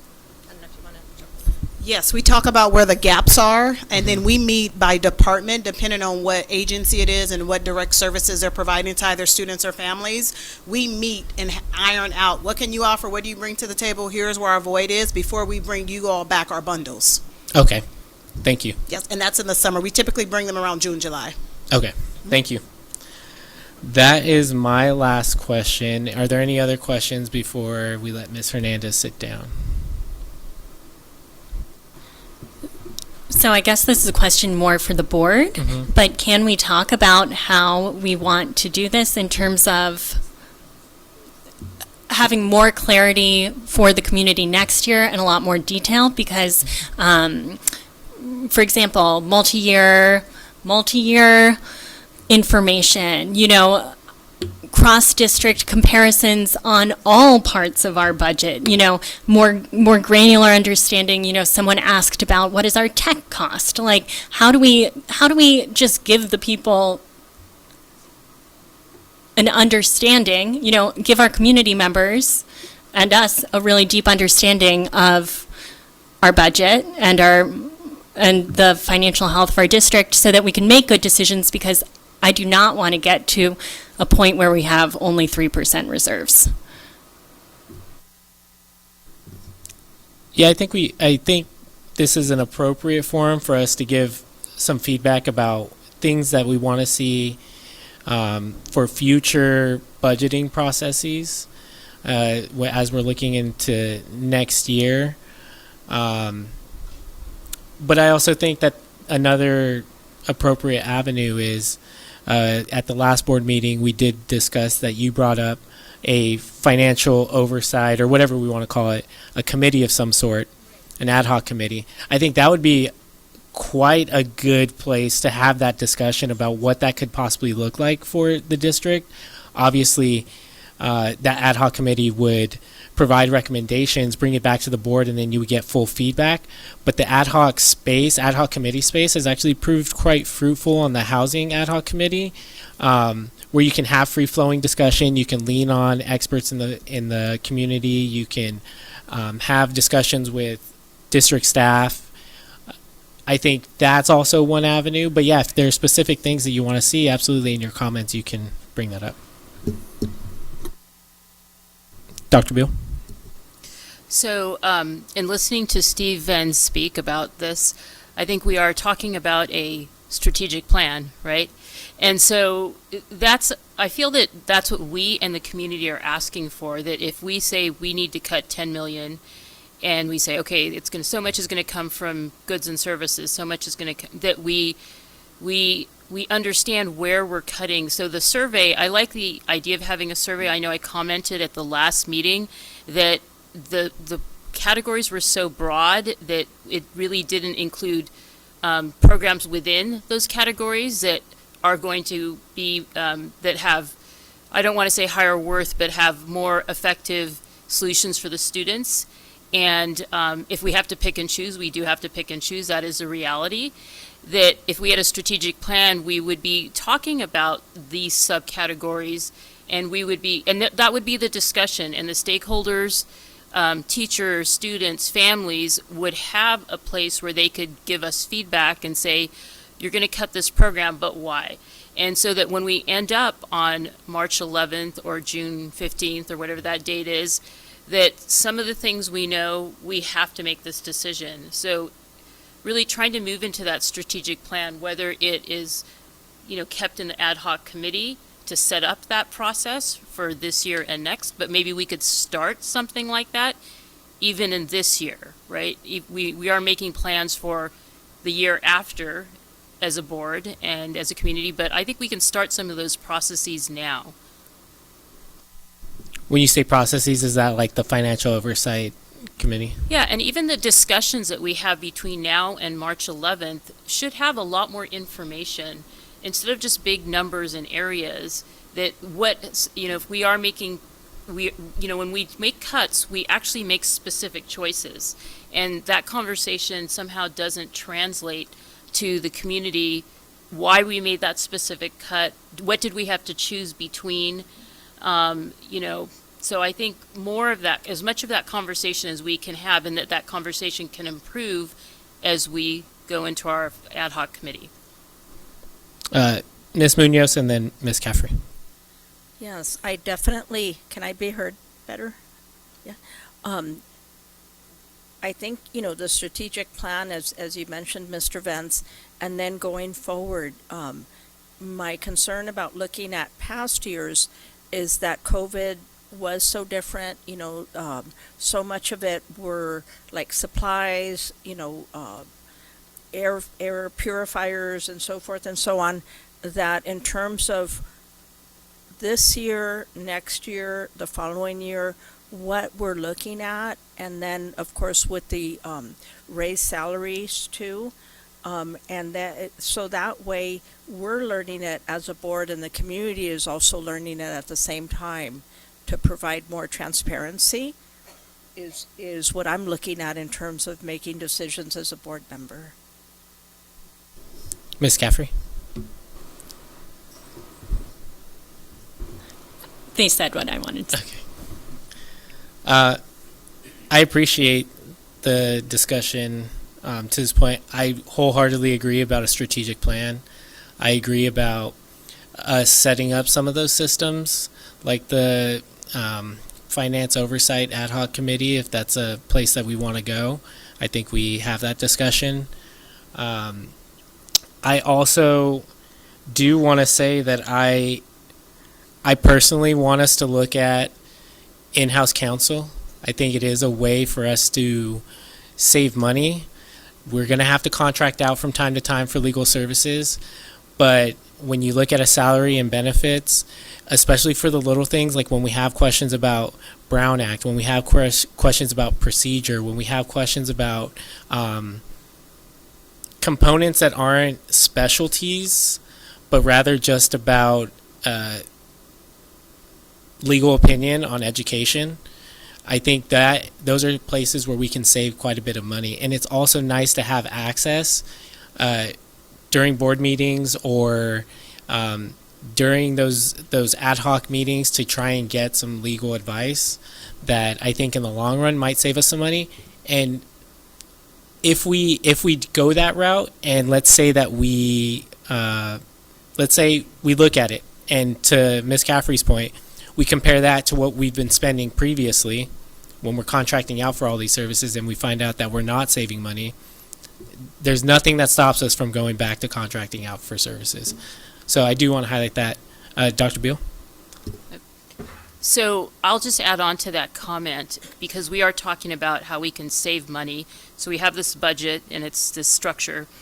But one of the things that has been brought up, I believe, by board member Caffrey and then other people is we need to get more money. And so we need to figure out how we can get grants. And we went to the board conference, the California Association of School Boards, in December, and there are actually big districts might have a person, and I think we had a person many years ago here in the district that really went after grants for our services. There are also now companies that actually will do this for us. So we have some options to go after money, because that's what we need to do. We need to find money too, not just keep paring away at this or that. Obviously, more efficiency is better. Bringing things that cost us a lot of money and doing them in-house is better. But we just need more money. That's the long and the short of it. If you look at districts that are basic aid funded, are community funded, that are in other areas, they are bringing in a lot of money. So their per pupil is much higher than ours. And so that is something we need to do. So in this ad hoc financial committee, we need to talk about how we can have grants. In listening to the speaker who was talking about a communication issue and saying that they need to recruit students to the fine arts classes, it's a little bit of a, we do need to be as good with our money and do as much with our money so that people want to put money into this district. It's kind of it's a self-fulfilling prophecy, and investing, I think, in our programs in our schools so that our students want to be at our schools. So that's what I think when I hear the fine arts stuff, that recruiting students, it would be so much easier to recruit students if the programs were well funded. So we need to have self-fulfilling prophecies of success, not of lack of success. I love the idea of going after grants and investing in that. I think it is going to be an investment on our part, because for that type of staff time, and I just know this from I work with grants, and it takes a lot of time, and you have to go after them. There's a lot of tracking, but it's an investment well worth it. And so I fully support if we go with a finance ad hoc committee, them looking into it and us really taking that serious, because it's absolutely right. We should be going after more resources and not just playing with the hand that we're dealt right now. Ms. Caffrey? So I guess my question is, what would be the next steps in talking about financial advisory committee? I think let me work with Dr. Maldonado to find within the next couple of meetings which agenda it's best to go on. I imagine that our March 11th agenda is going to be pretty packed, so maybe the following agenda after that, but not too far from now. Any other comments from board members? I'm not seeing any. Thank you, Ms. Hernandez. And do we have the auditor online? Okay. So we're going to go back to G1, presentation of Santa Barbara Unified School District's annual financial reports for the period ending June 30th, 2024, and the required communication letters. Ms. Hernandez. Yes, so some of you have the hard copy of the audits in front of you. We have on the line here is Shiloh. She is our head auditor from Eide Bailey. And Shiloh, if you are ready to go, I'll let you go ahead and take it over. Welcome. All right, so in front of you, can you hear that background? Sorry, apologize. Nope, you sound good. Okay, so can you all see my screen? Yes. Okay, it might be a little Kind bit of small, Yeah. but let's see. What I wanted to talk about is your audit for June 30, 2024. And of course, the most important part of our audit, providing an opinion on the financial statements to determine that they're fairly stated based on our audit. So the page I'm sharing with you is page 1. It is our independent auditor's report. And it's an unmodified opinion. This means the financial statements as presented are materially stated based on our audit. It's the highest level of assurance we can give in an audit. And it means a clean opinion. Now, I'm going to take you to page 109, PDF page 109, which would also be page 101 if you have a hard copy. And then the reason why I bring you to this page is because it does cover 3 other reports that are included in this whole package, and they're part of the audit and our opinions. So the first of those is the report on internal control for the financial reporting. So this isn't an opinion on financial, it's not an opinion on the internal control.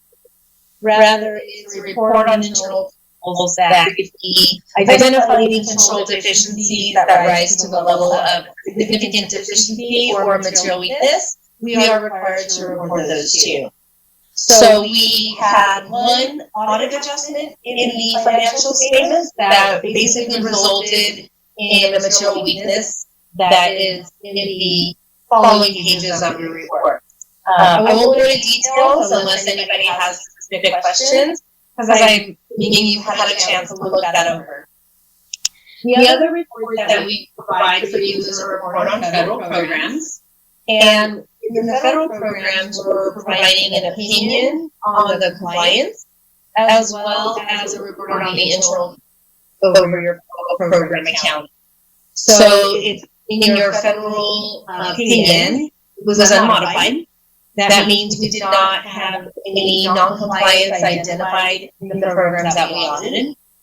And there were no material weaknesses or significant deficiencies identified the federal opinion as well. The last but not least is your state compliance. And we do multiple state program audits based on what's mandated by the state. And with respect to those programs, we had an unmodified opinion on your state programs. I'm sorry, can I interrupt 1 second? Sure. I'm going to direct the board members to look at that screen because we can see the actual document. Gotcha. Yeah. Okay, go ahead. Thank you. Okay. So the state opinion was unmodified. So we did have one item that we consider another matter to report that was related to the instructional materials, public hearing, timeliness. So not considered a material non-compliance or have a fiscal penalty, but it's still a reportable item. So I will pause for a moment with all of the items I've covered so far, and I will maybe open it for questions, and then I have the governance letter as well. Any questions from the board? I'm not seeing any questions. You can continue to the governance letters. Okay. So the governance letter related to the district audit is a separately provided letter to you. This is our presentation that covers some broad variety of topics that you wouldn't necessarily read about in the report itself. Some of the things that we want to make sure we're communicating are our independence, whether we had disagreements with management, whether we had any problem completing the audit. And then a couple of other items include just what we identify on audits is significant risks. These are really common issues that we identify in audits. They're really global, significant risks, not related to the district specifically, but just in general. So we wanted to kind of cover these with you so you understand that as part of our audit, we identify these and we develop our audit procedures to address those risks and make sure that there's no prevalent issues related to your organization as a result of it. Aside from that, no issues with management, no issues with the audit. So pretty standard letter as it relates to the audit. We do also have the bond report, so tell me if I'm getting ahead of myself or if you want me to continue. You can continue. Okay. So in addition to the district's audit, we do provide two financial performance audits related to measures I and J.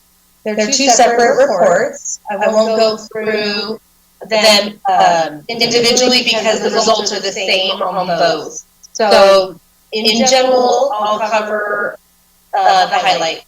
Both reports were unmodified opinions on the financial statements. So based on our audits, we believe the financial statements are materially stated. And as I have previously mentioned, that means they're a clean report. Then the second part of the bond audits are the performance audit. So the performance audit is the piece that is probably the most important to the users and the community. This is the piece where we look at your expenditures to determine that you've spent them in accordance with the ballot language as approved by the voters. So in both the Measure I and the Measure J reports, we didn't have any exceptions in that testing. So we felt that based on our testing, the expenditures are compliant and aligned with the voter-approved ballots. And we also provide the governance letters for each of those reports individually, but their information in there is no different than what we've provided already in the district audit. So no issues for to report to you with respect to our communication letters.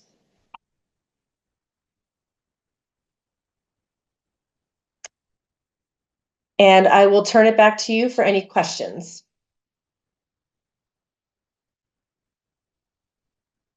And I don't know if you guys can hear me, but I cannot hear anymore.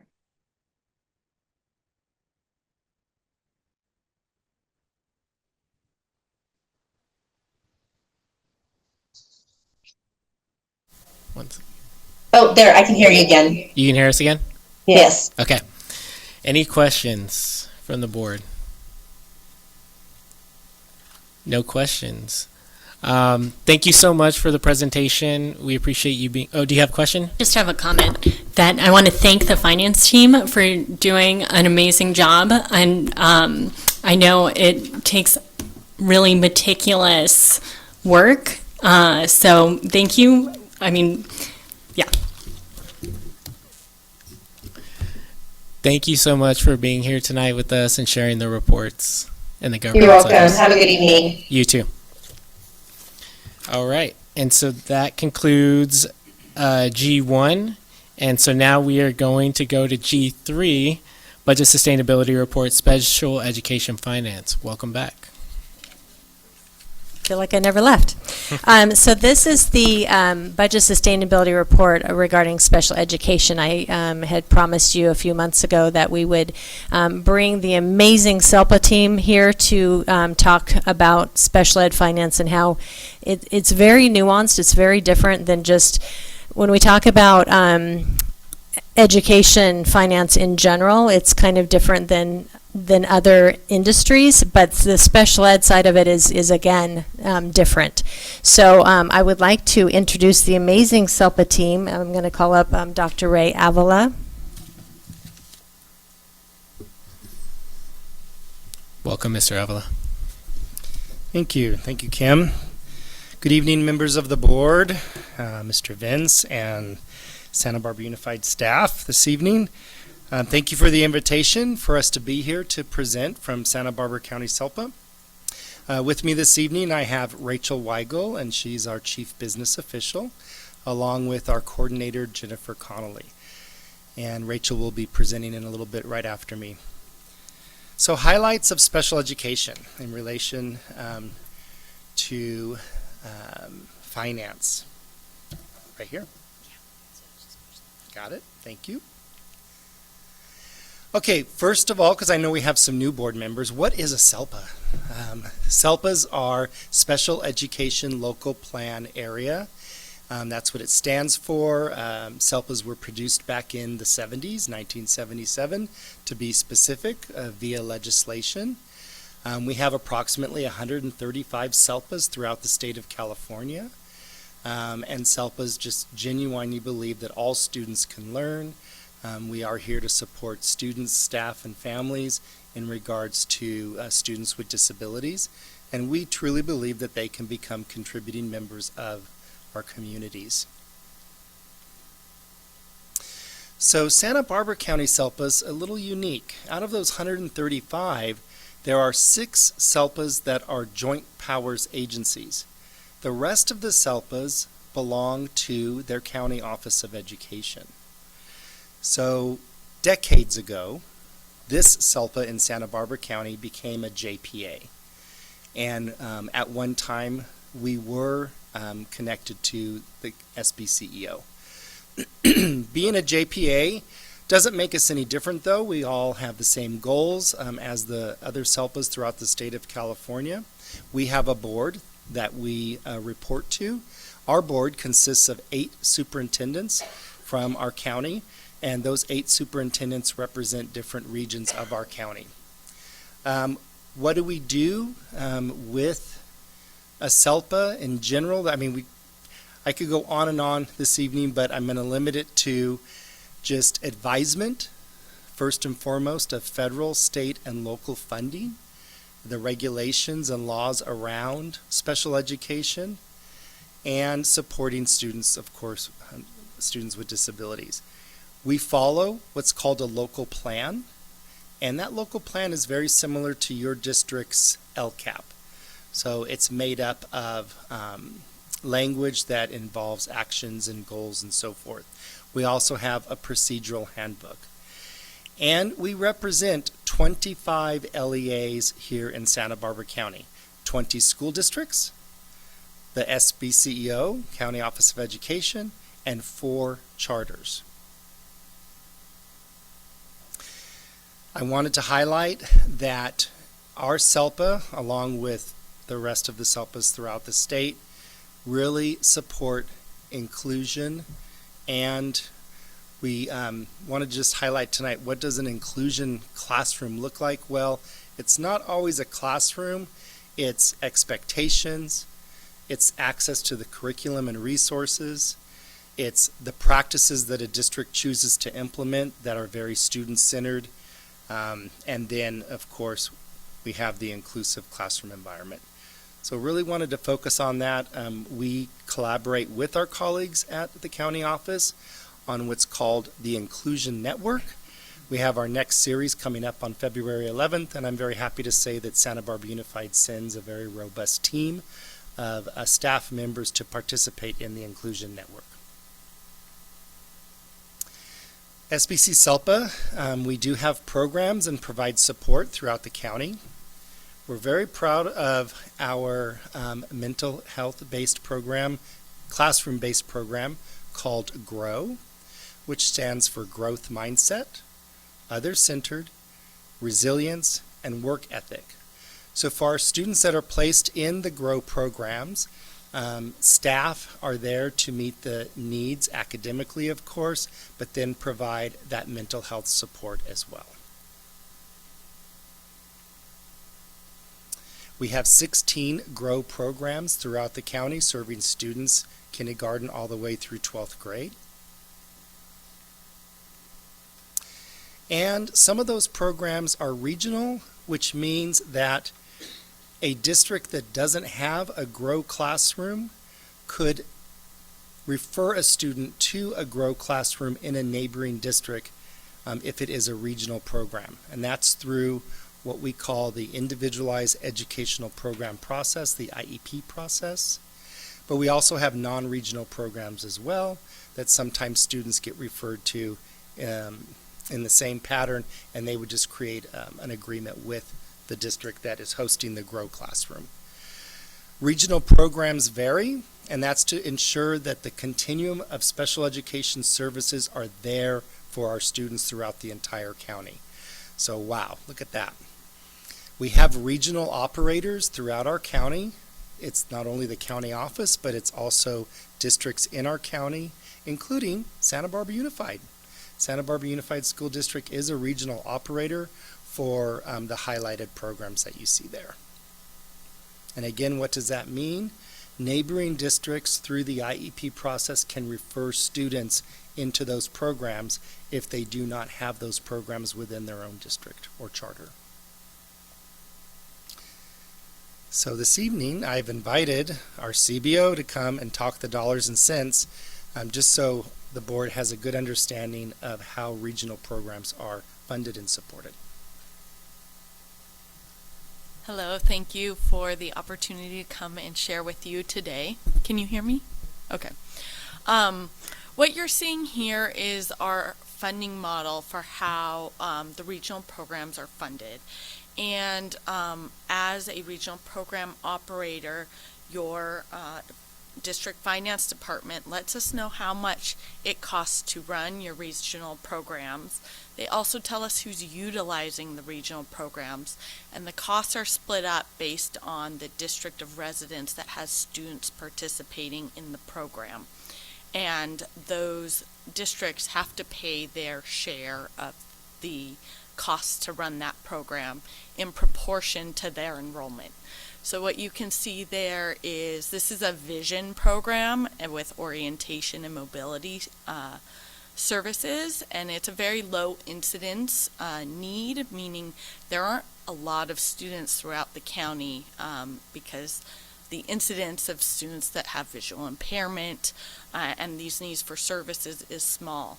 And so Santa Barbara Unified providers are providing those services to the southern part of our county, and then those services are the costs are being allocated to the different districts. So you can see Santa Barbara Unified's allocated cost of the program is about $382,000. The other costs are being essentially paid for by other districts for receiving those services.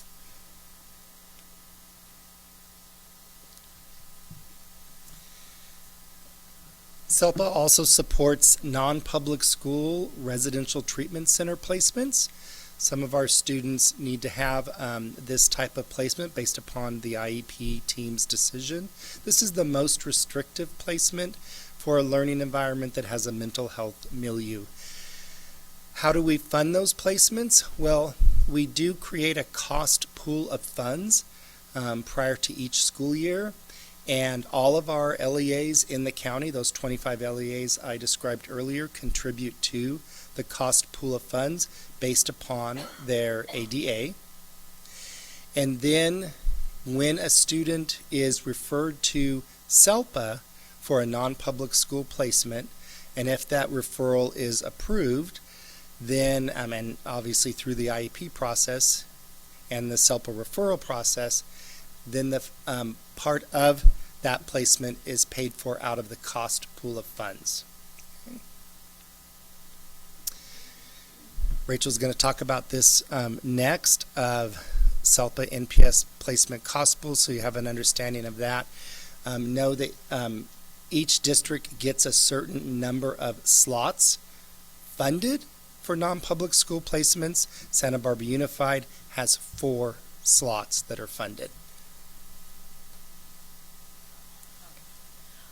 So in terms of non-public school placements, the cost of these placements is really high.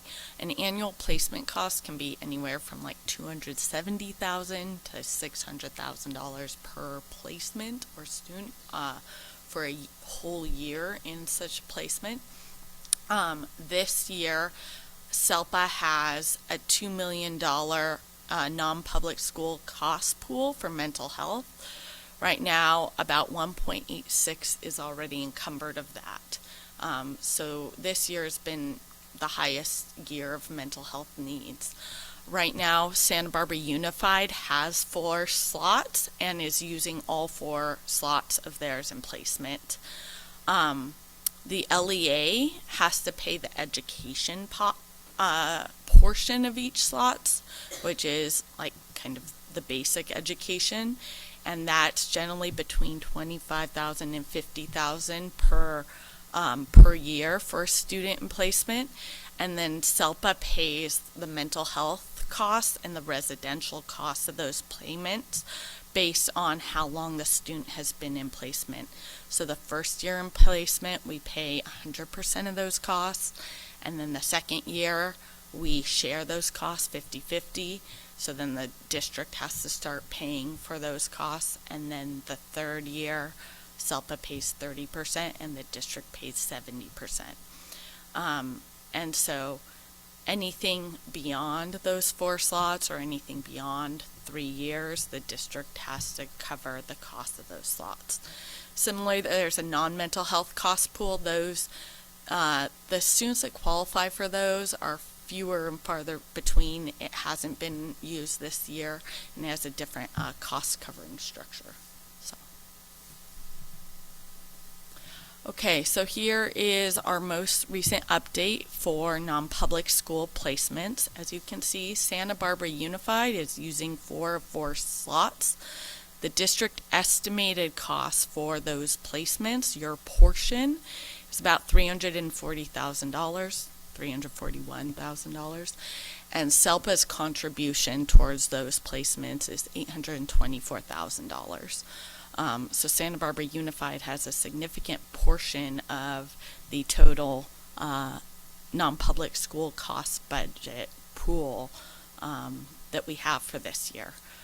Based on all of our placements, our total unencumbered amount for remaining placements for the rest of the year is $236,000. So not a ton. We're using a lot of our funds this year. And then the non-mental health budget hasn't been used yet. So, any questions on that? Thank you. Do we have any public comment for this item? No, we don't. Okay. Any questions from the board? I Ms. have a Caffrey? very basic question. Can you tell us what non-public school placements are?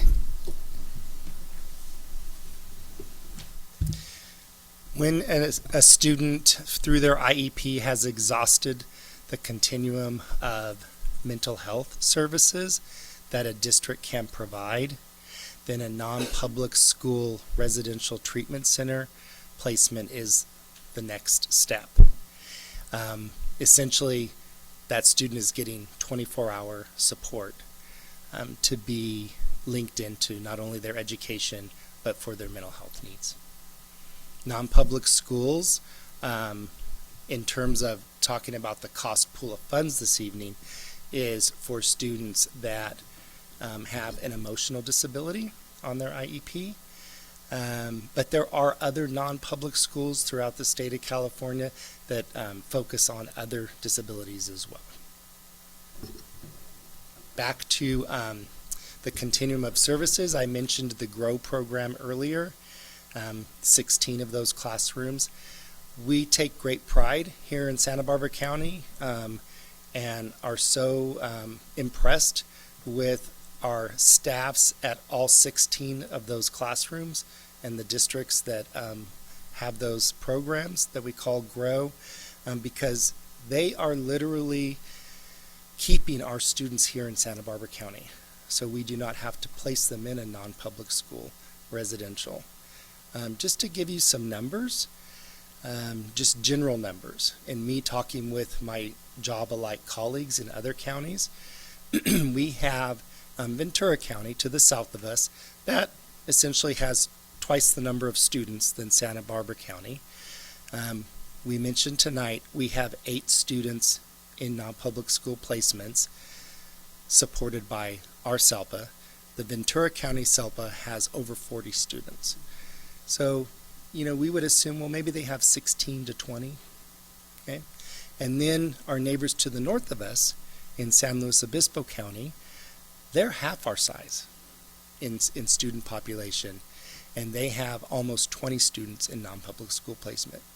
I want to emphasize that because our teachers, our paraprofessionals, our mental health professionals just work around the clock diligently to make sure that our students' needs are met and they stay in their district of residence. We want to keep them here in Santa Barbara County. But sometimes they do have to go to a non-public school. We have some great people on our SELPA staff, Dr. Rosie Bucio and Allison Lindsay, and they did a lot of research a few years ago and created the GROW program. I brought a copy of the manual, but we can send to the board electronic copies as well. I'll give this to Mr. Vince. And we revise this manual every couple of years. We're going on the 3rd edition. And again, all research-based practices for those classrooms throughout the county. Santa Barbara Unified has some of those classrooms. Other questions? Ms. Munoz? Not so much a question, and I'm trying to get used to. Do I wait? Yes, go ahead. Okay, I have a couple of questions. Can you, I don't think I actually was able to digest this during the presentation. What is the incentive to forming a joint powers agreement, SELPA, versus going through the county education office? Well, I think the first word that pops into my mind, and it was probably the incentive decades ago when it occurred, is for that SELPA to have a little bit more independence. But I do want to emphasize that this current staff at Santa Barbara County SELPA, we collaborate all the time with our county office colleagues. And we have much respect for the work that they do, and we definitely feel that they have the respect for the work that we do. And many times we come together. I mentioned the Inclusion Network coming up on February 11th, and that's a perfect example of our 2 organizations coming together to support the LEAs in our county. Thank you. This question might, oh, no, go for it. No. Okay. Ms. Hernandez, this might be for you. But I'm going to ask this question that I think I know the answer to. Special education funding. Is it completely funded through federal funding, state funding?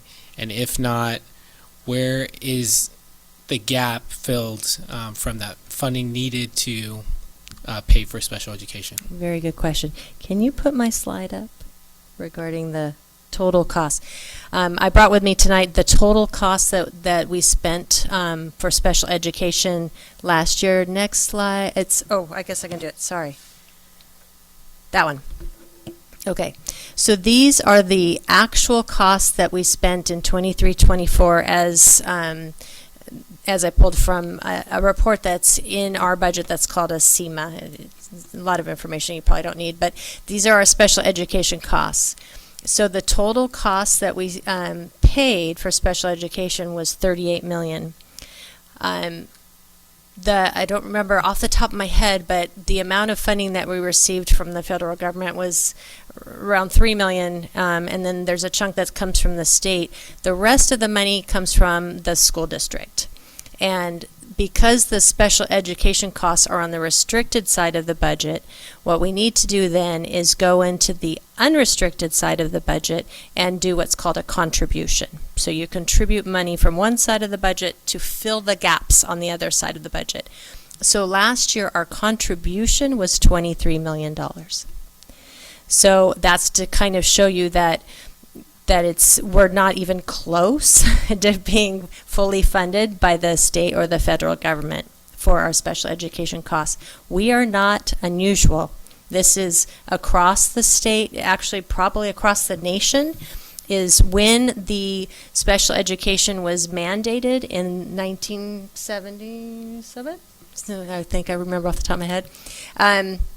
The idea was that it would be a fully funded program, or at the very minimum, the federal government was going to pay 40% of the costs.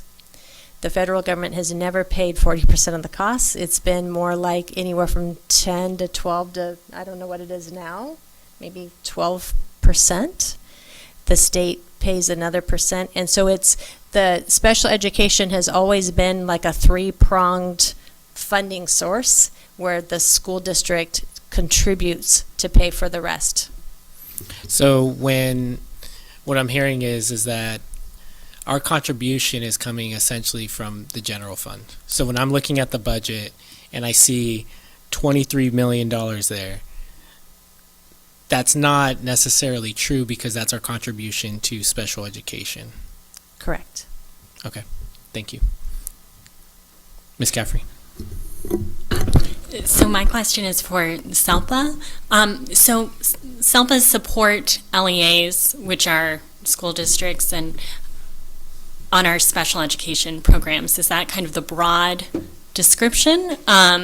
So you have the GROW program, inclusion classrooms. Is that kind of your mandate? I'm just understanding. That's a piece of it.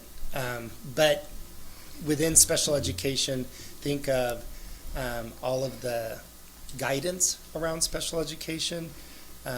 Think of professional development, the staff support, classified and certificated, administrative support.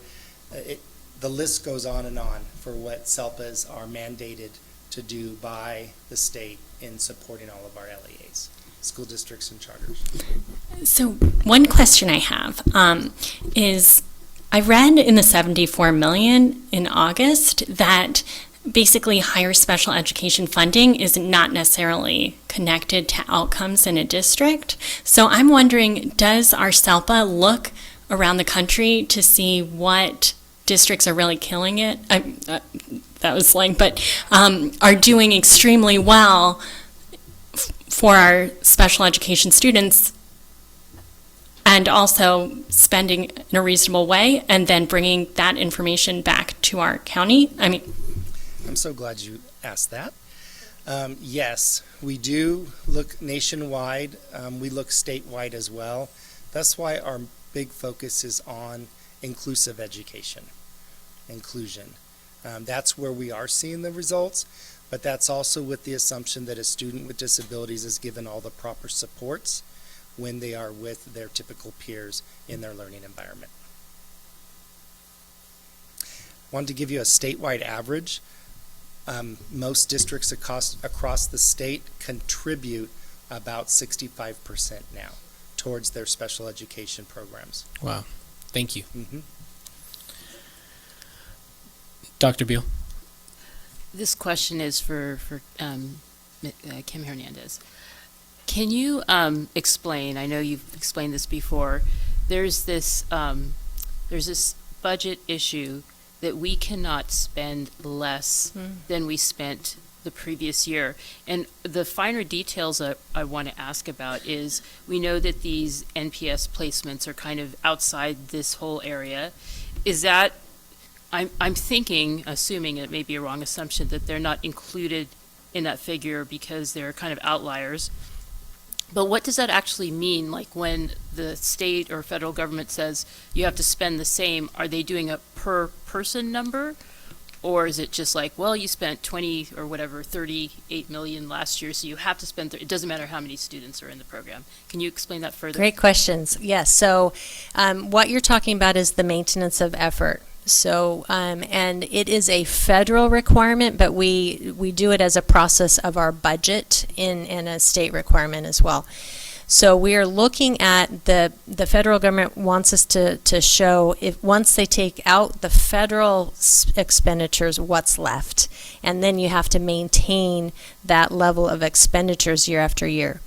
Where you have exemptions that you can apply are what you're talking about. Like, and it's called a high cost either program or a student. So if you have NPS placements one year and you don't the next year, you can use that in the formula and take it out of the formula to help you bring your expenditures down. Another example would be, not really for us, but if we were to, a school district that bought school buses in one year for special education and that drove your costs up, then the next year that would be one of those large equipment purchases, expenditures that could bring the expenditures down. So these are expenditure exemptions. Another would be if you had special ed teachers or staff that retired or went away, you can also use some of those, because maybe a highly paid teacher left and then you hired someone else that was lower paid. The difference between that you can use as an exemption. So they look at your total expenditures in relations to the what you're paying for the state and local, and then they also look at what you have contributed locally too. So it's two different kind of sides of the same coin, and they look at a per pupil cost as well for both of those. So you just have to see it at least in one of those 4 tests. You have to at least show that you maintain in one of those 4 tests after you reduced by these exemptions, if that made sense. So it sounds like basically they're wanting us to maintain the per pupil cost. Per pupil and total cost. Right. So I asked this question because as we discuss having an ad hoc finance committee, to some degree we can say these are our fixed costs because they have to be fixed from year to year. Correct.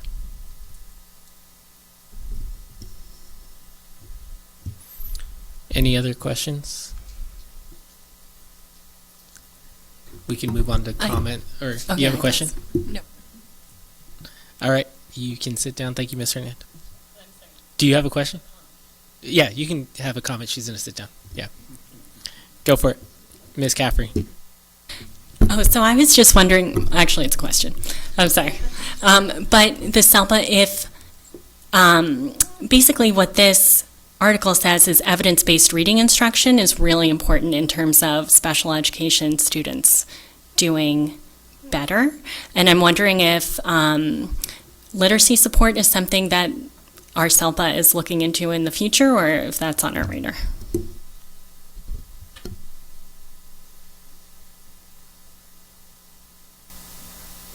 SELPAs rely on... I think... Sorry about that. SELPAs do rely on our school districts to make their local decisions of what type of literacy support they're going to provide to their students, but SELPAs will collaborate with the districts on research-based best practices. This usually happens, we get asked to participate usually when a district is looking at a new curriculum that they're wanting to invest in, and we help them determine, make the best possible choices of a curriculum that serves all the students that the district has, including students with disabilities. But that's usually a local decision, not something that we would mandate to our LEAs that we support. Any additional questions? Thank you all. Comments? Ms. Munoz?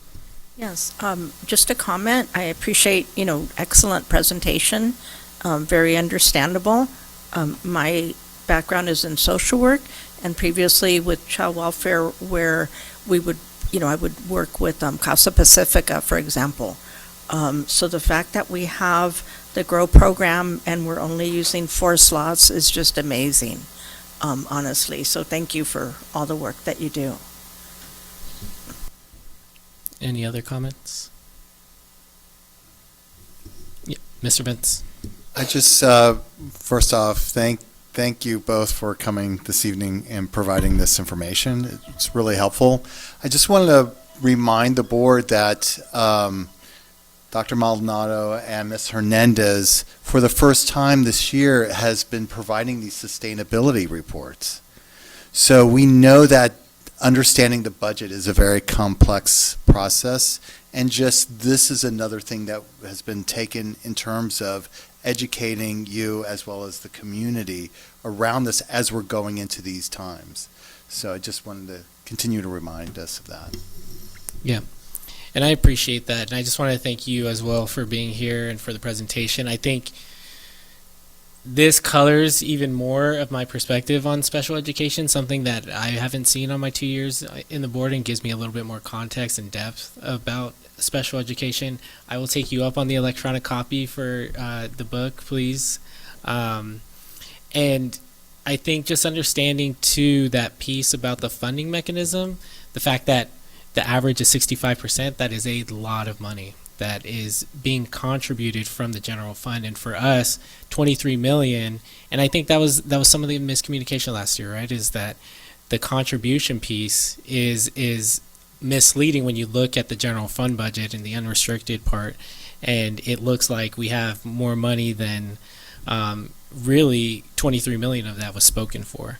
So I appreciate these presentations, and I would invite us to continue to build on this so that in the future, maybe there's a little bit more different aspect of what we're doing in the special education space that can give us more depth and context like this, because this is extremely helpful for board members as we're looking at the budget, but also policy decisions. I think this is going to be really helpful for us. So thank you again for being here tonight. Any other comments from board members?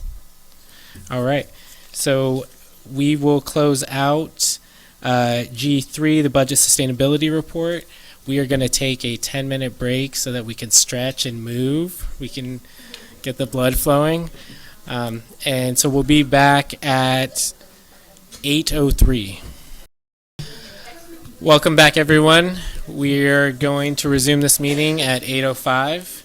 And we are going to open up G4, Systems of Continuous Improvement for Student Outcomes, number 2. All right. Welcome, Dr. Sheffield. Thank you. Let's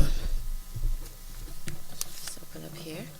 Well, good evening, Board President Escobedo, school board members, and Mr. Vince. I'm pleased to be here tonight to present the Systems of Continuous Improvement as presented to you by our Educational Services Department.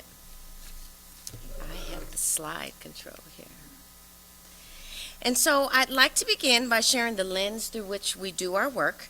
As we approach our work here in Educational Services, I want you to see we are the inclusive teaching and learning, and ensuring that our efforts remain student-centered. We're aligned with high-quality Tier 1 instruction. So I would like to take your eyes to the graphic before you, and it illustrates how our students, our teachers, and our standards-based content are at the core of everything we do here in Santa Barbara Unified School District, and our work is strengthened through collaboration with the other district departments, allowing us to align all of our initiatives and drive meaningful purpose for our work, for our students, our teachers, the standards, and content. And so I want to take you to the umbrella through which we work, our multi-tiered systems of support, and it serves as the overarching framework that connects all of our initiatives, focus on continuous student improvement. It provides a comprehensive system of academic, behavioral, and social-emotional interventions, ensuring that every student receives appropriate level of support based on data-driven needs assessments. Through universal, targeted, and intensive interventions, multi-tiered systems of support addresses our learning gaps and fosters success for all students. I want to bring your attention to the report that we're giving this evening. Tonight, we're specifically looking at teaching and learning, and in particular, under our umbrella, high-quality Tier 1 instruction as well as curriculum. Now, this is the second of a series of 3 reports. We had our first report in September where we covered multi-tiered systems of support. We covered professional learning communities as well as the assessment continuum and pacing guides. tonight, high quality tier 1 curriculum, and we'll cover a few ideas that come under high quality tier 1 and curriculum. Within our next board meeting, we will cover professional learning and leadership development, and then that is when we'll bring our student outcomes report. We have purposely made it a point to separate the work that we do in Ed Services to let you know what is bringing about the scores that we look at. Previously, we had just looking at the scores, and we did receive questions. Well, how do you get to that place? And so we want to make sure we're concentrating on the work and seeing what we do, and then we will be presenting again in March. And so at the heart of education, we have the truth that our teachers have the greatest opportunity to inspire and shape our student success with their very first exposure to learning. And so that's why we champion high quality tier 1 instruction, ensuring that every moment counts and every lesson is leaving a lasting impact.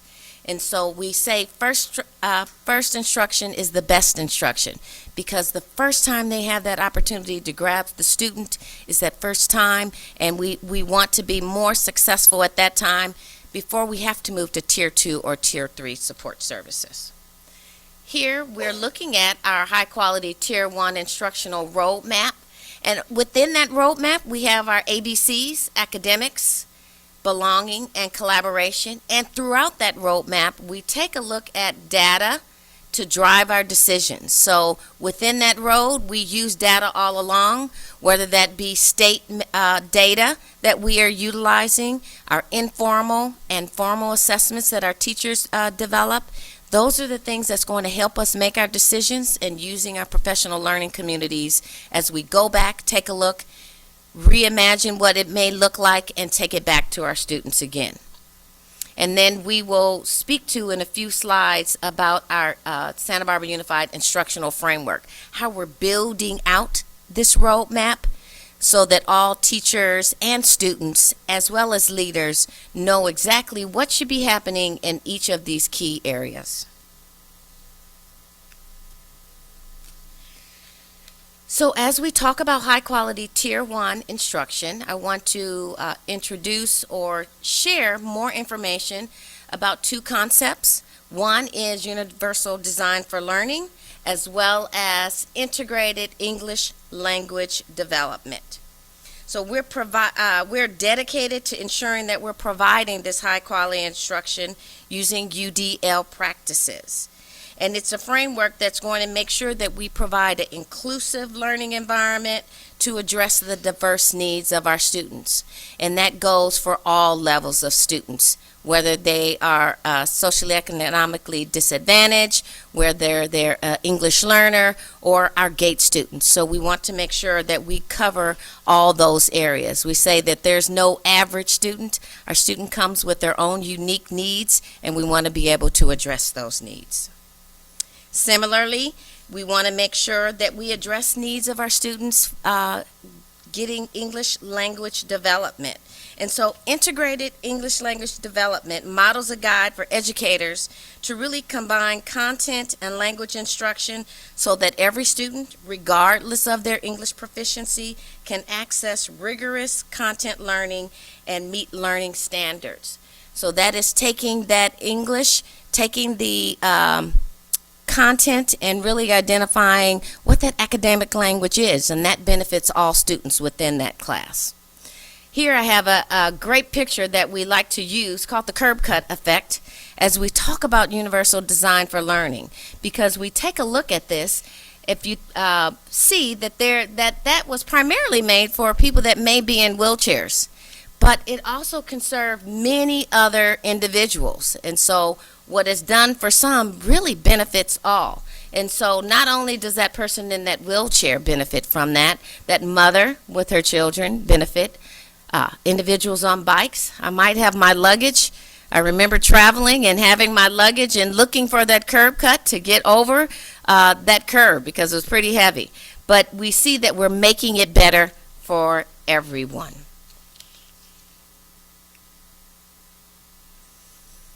So going into Universal Design for Learning, UDL, this is not a new concept here in Santa Barbara Unified. So I'm taking you back in a timeline to really take a look at what we have done. We started off in the secondary space, and we started building the foundation for Universal Design for Learning.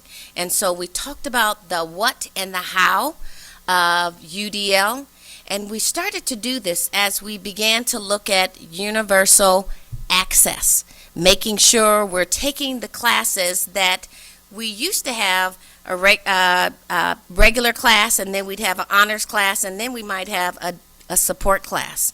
And so universal access really looks at the heterogeneous mix of students within a class. And so we definitely needed to present strategies for our staff on how to make sure that they're helping all the students within one. As a result of that training, we had 91.6% of the attendees rating this training as highly effective. And so after each training, we definitely put in a evaluation and really wanted to make sure that they had input on what information was presented to them, and then provided back to us so that we know what direction we need to move in. Moving into our 23-24 school year, really deepening those practices and identifying what teacher clarity is, and again looking at our percentages as we begin to include this information within unit planning. 60 to 68% rating that training highly effective. Also within that school year, we had a keynote speaker, Dr. Leanne Jung. She came in and really shared a lot of additional information. She did that as a big address to secondary staff. We had a group of our junior high teachers that were able to see her address, as well as our high school teachers. Moving into the 24-25 school year, we are really now focusing in on our elementary, bringing that information. So Power Hour intervention implementation is something that we have spoke to within some of our presentations, and really dividing our students up based on their individual needs, grouping them with other students that have like needs, and them being able to be spread out within small groups on a campus all at one time, and really honing in on making sure we bring them up and in ensuring that they're getting the information needed for that Tier 1 support. Our secondary focus, targeted small group instruction, and then moving into some Tier 2 interventions. And then again, looking at the result that we had for Dr. Jung, 77.8 were rated highly effective for that. Moving into the fall, again, having coaching sessions with Dr. Jung. As we move forward, within this school year, Dr. Jung will be here really working with our elementary schools, and she will be doing a keynote address with our elementary schools on March 3rd, honing in again and fine-tuning those strategies as we talk about Universal Design for Learning. Something else that I think that it's important to address as we talk about Universal Design for Learning and universal access. For some, it was a new concept. I'd say for our community, it was a very different concept. And so we've had a lot of opportunities to engage with our students, engage with the community, engage with our staff as we began that process in the secondary space. And so some of it was easy, and there were other times, being honest, some of that was not as easy. But we take that information and feedback as we've been going along, to the point where we're also getting some research done on our processes that are in the class and getting feedback from our students, our parents, and our teachers. And that'll be presented to you at a later date. As we are linking initiatives, at our last board meeting, Ms. Edison spoke to our disproportionality risk ratio. And so disproportionality is the job of general ed services, education services. It's not a special ed thing, it's a education services thing. And so we need to make sure we're doing our part in educating the teachers and the adults that are in the room to ensuring that they are using a variety of strategies to address the needs of our students. Right now, in areas that are disproportionate, we're looking at Harding, Roosevelt, and Washington. Our target group are our kindergarten through third grade, and we are definitely working on reducing that risk factor. Our expected risk factor, we expect to be below 3.0. And so that is what we're continuously working for, and that is all of our work to ensure this happens. Work in progress is ongoing, linking initiatives and collaborating with Student and Family Services. We do have an individual hired as our UDL teacher on special assignment. We'd hired Multi-Tiered Systems of Support, TOSA, and we split that person between our two larger schools, and then our partnership with Dr. Leanne Jung. Bringing a note to a book that I did give to the board last year, Seen, Heard, and Valued, so I'll make sure that you get a copy of it, Board Member Caffrey. Also, as brought up in the last presentation, we do have a large group of educators that are participating in the County Inclusion Network, and so that is ongoing and regularly attended. We have a student study team handbook, and so student study team is when our different teams within the campus come together and they discuss the needs of individual students if they see a need. And so we're developing a handbook, and that will bring alignment amongst all of our schools. And then our March 3rd professional learning opportunity. As we talk about integrated English language development at UDL, very proud to say that we have had the opportunity to work with our core content teachers. So we had the opportunity to work with social studies. We had 43 high school and 9 junior high school teachers coming together and really learning different strategies that they can put in place. It was well attended and well received by our teachers. We had science, 5 in junior high, and ELA, English Language Arts, 6. And they were all targeting the English language development, really knowing how to take that academic language and providing it so it's easy for our students to understand. We help our English learners as well as all the students within the class. Total trained 66 teachers, and then we will be continuing this process for our elementary teachers on February 10th.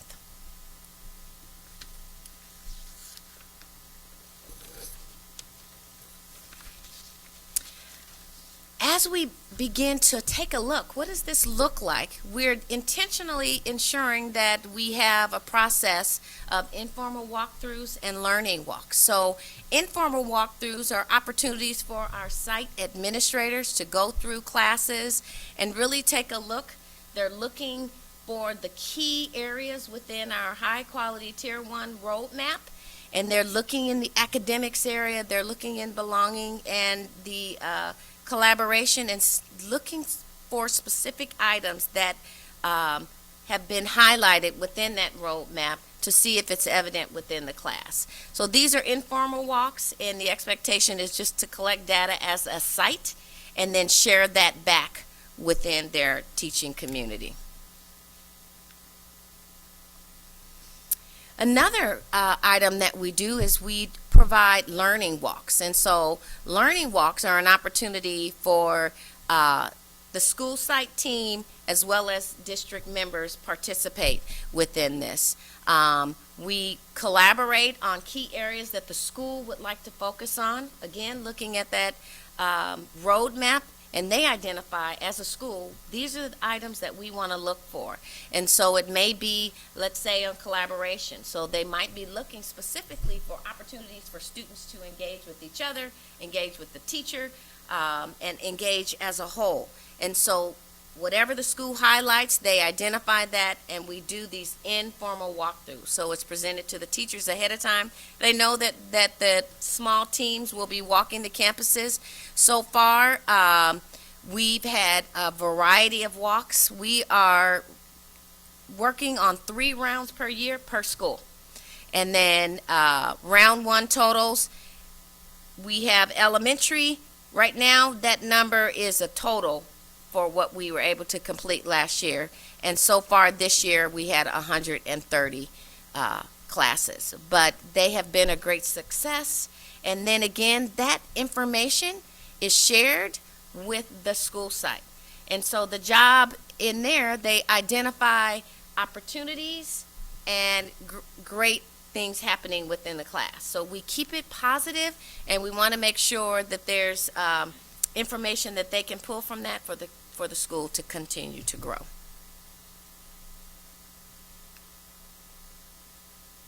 I want to bring up the instructional council. So the district does have an agreement with Santa Barbara Teachers Association to have an instructional council. And so the instructional council was made up of representatives from each of the school sites, all grade levels. And the intent is for them to work with the district on issues that come about, instructional issues of concern, and help make decisions. And so it's been important for us to be intentional on how we collaborate and work together. So this year we came together, and we've been really working hard on growing that high quality tier 1 roadmap. We went from that simple roadmap that talked about the ABCs, and we really want that to grow and identify what it looks like for a teacher as well as what it looks like for a student. And so in collaboration with principals and instructional sports specialists and then teachers from every school site, we've been able to pull apart each one of these items and begin to develop look-fors, things that should happen in the class for teachers, and then what does it look like for our students. Our plan is to bring that in completion in March 2025. So we are coming to the end of completing that, and so we'll be bringing that back to the school board to take a look at. The next process after it's complete would be for us to take a look at training and making sure everyone understands and identifying what that timeline looks like.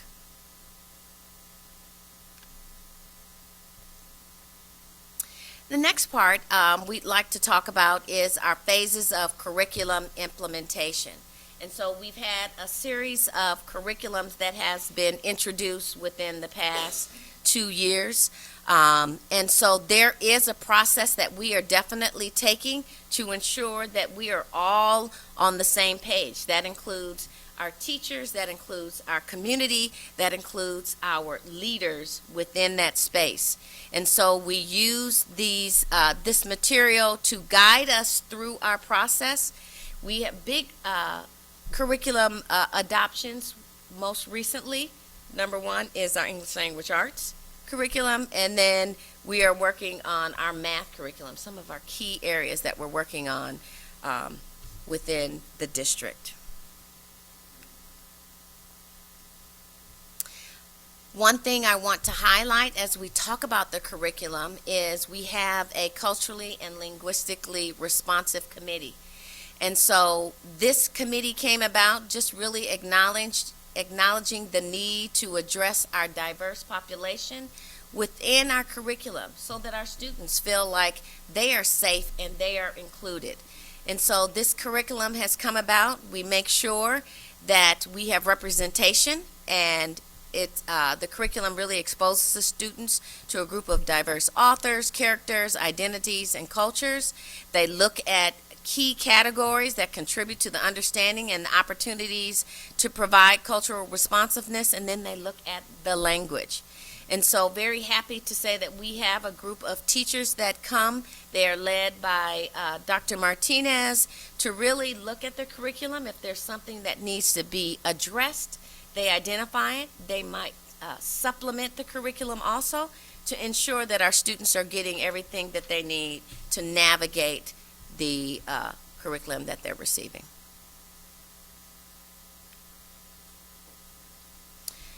So these are the last few curriculum adoptions that we've had, starting with elementary, ELA and DLI. We are currently in our year 2. Secondary math, Amplified Desmos, we are in year 1, and we are going to be gradually implementing more and more. We started with our 7th and 8th grade. Next year will be our Math 1 space, and then we will continue to add the different levels of math as we move forward. Science 9, Physics, this is our first year. Ethnic Studies, in particular, 2 courses that we introduced, Chi Lat and History of African Americans in America, Spanish 1, 2, and 3, and then secondary ELD. So these are the key areas of curriculum that we've implemented. Having the best quality curriculum is going to enhance the work that our teachers are able to do to ensure that they're providing the best opportunities for our students within our classrooms. And so it's always fun, like I had an opportunity to go in classes today, is to get into our classrooms and really see what the teachers are doing, the amazing work they're doing, and then see what our students are doing. And so we do have examples of what's happening in our elementary spaces, and in particular, you might see some small groups, which is still high quality tier 1, and our students might be grouped based on their ability level within that class. You also see our secondary space, and you see a small group of students at the board with the teacher, and then in the bottom corner we have science in our high school space.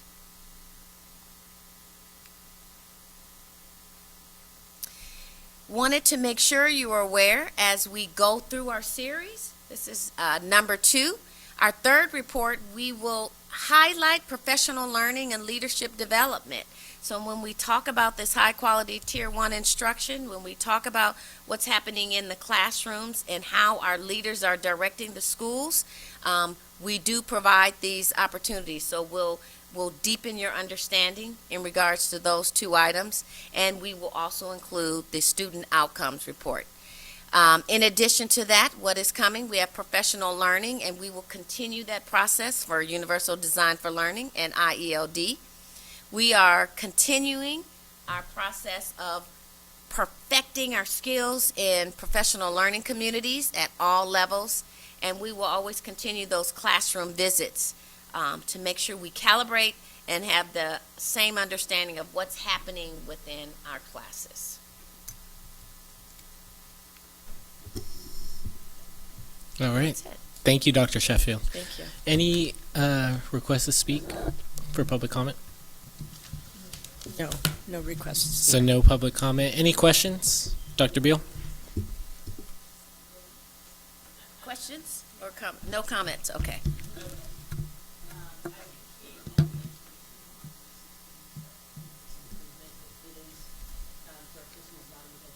Is your mic on? I'll start over again. I appreciate your description of the systems of continuous improvement, the report that you gave earlier this year and this one, because it is, for a person who is not based in education, it's not easily understandable to me. So thank you for that. I appreciate it. I know it's a work in progress. I have a few questions, and then I will go to comments after everybody asks their questions. I wanted to go to the slide where you talk about training. I was very happy to see the reduction in disproportionality. That's important. And then looking at the slide that says building teacher capacity in IELD and UDL. Question about the high school space. So why is there no training? Why have teachers not been trained in ELA in the high school space? Or is that just on the menu, or they do not need training in universal design? I'm just not sure why there are these blank spaces. So I think you're speaking to the slide that talks about building capacity in IELD and UDL. So Yes. This particular training is specifically for IELD. And UD. So it's And the UDL is it's a subset. yes. So these Okay. are things that they're putting together. But yes, all of our core content needed. I'm going to yield to Dr. Martinez that can tell us if we have that on the calendar just yet. But we are going gradually. We are using our staff to provide these trainings. So I'll let her speak to when that will be coming. So we have a plan to go through all content areas over multiple years. Okay. We just started with history and ethnic studies Okay. and a small group of the content, other core content that you saw there. So what is the end of the timeline that we have for training all of our teachers in this pretty important work, I would say? It would probably take between 3 to 5 years.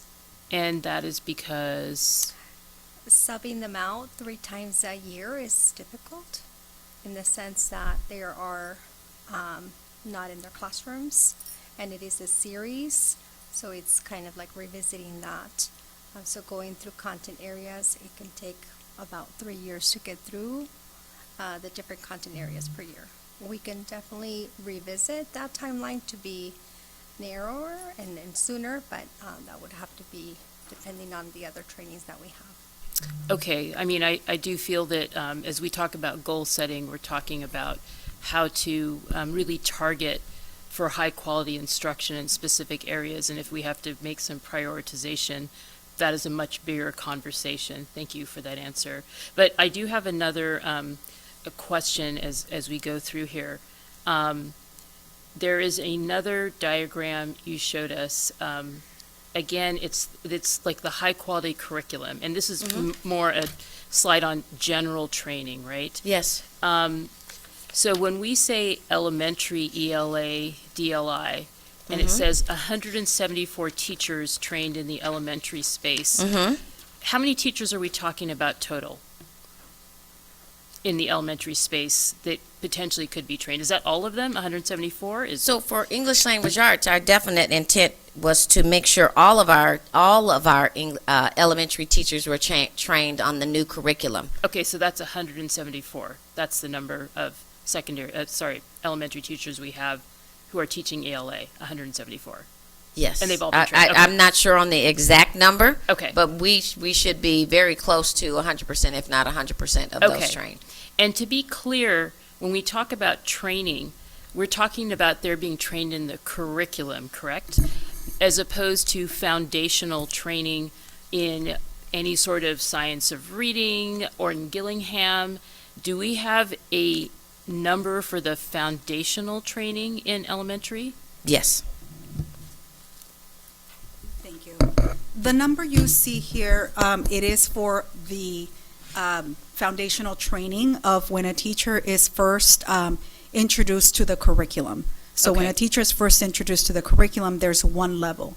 Then there's other levels that we do, and we do have, at previous board meeting, I did present on our 3-year professional learning plan, which includes the implementation of Wit and Wisdom Foundations, which is our core curriculum for 8 of our schools, and how we provide additional support. So there's various levels and opportunities that we provide for teachers, but the basic level would be this introduction. So I did not include on here all the different levels and opportunities. Some are optional because they are after school and virtual, and it is up to the teacher if they're able to attend, which they are. It's paid hourly for teachers. So for the foundational, our teachers are covered, and every teacher has been trained in that area. Well, I just want to be clear. So this is training in the curriculum, which will include foundational concepts, but that's a little bit different than actually basic foundational training in the science of reading or in Gillingham, whatever you choose. And so so that is, I think, something that I want to explore more. I don't think this conversation is about that, but I just want it to be clear that this doesn't actually reflect how many teachers have the foundational training that is relatively new, that is kind of going back to the old, but has come back, that this is a more effective way to teach reading and writing to students. So I just wanted to go over that. Kind of going through the rest of it. I don't think I have more questions about this particular slide. Thank you for putting the slide about the training for the high-quality curriculum, that is actually something that I had an interest in. So I have a comment to make, but we'll go to other questions. Was that a question about the Orton Gillingham? Because we did train 89%. Over the last 3 years, we have trained our teachers, and because we have maternity leaves, we have people who retire, we have new teachers. So the approximate number I can give you for Orton Gillingham for our teachers that have been trained is about 89% in elementary. Yeah, so I think, like I said, this is probably a conversation that doesn't fit into this discussion. I know that there's different levels of training, and some is more in-depth than others, and so I think, I believe that I got a number that 38 had completed the 2-year continuum that is part of the Letters. Letters. Oh. Yes, sorry. And that there are other types of training that are a little less intense. But this is a big investment for us in learning how to read, and just trying to figure out where the gaps might be. We talk about gaps, and I think there's gaps in learning both in students and teachers, and trying to identify that and figure out where we can improve that. But like I said, that's a conversation. I just wanted to understand this slide a little better. Thank you. Other questions? Ms. Caffrey? I'm new, obviously.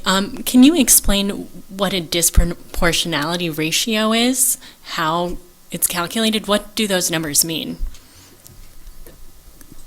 They're looking at, and I'm looking at my colleague over here, she's about to come up, but they're looking at the number of students identified in special ed in different subgroups, but I'm going to let our expert come out.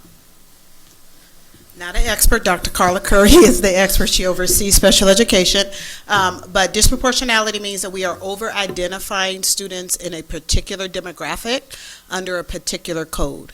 So when we identify students with a disability, we are looking, proportionate means that if 30% of our students are Latino students, then about 30% of the students we identify would be Latino students. When we are overrepresented for 3 years, we enter into SIGDIS, which is significant disproportionality.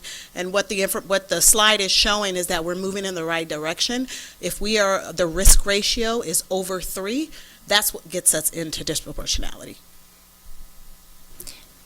So my question is, thank you, that was very helpful. No, I have a follow-up question. I'm so sorry.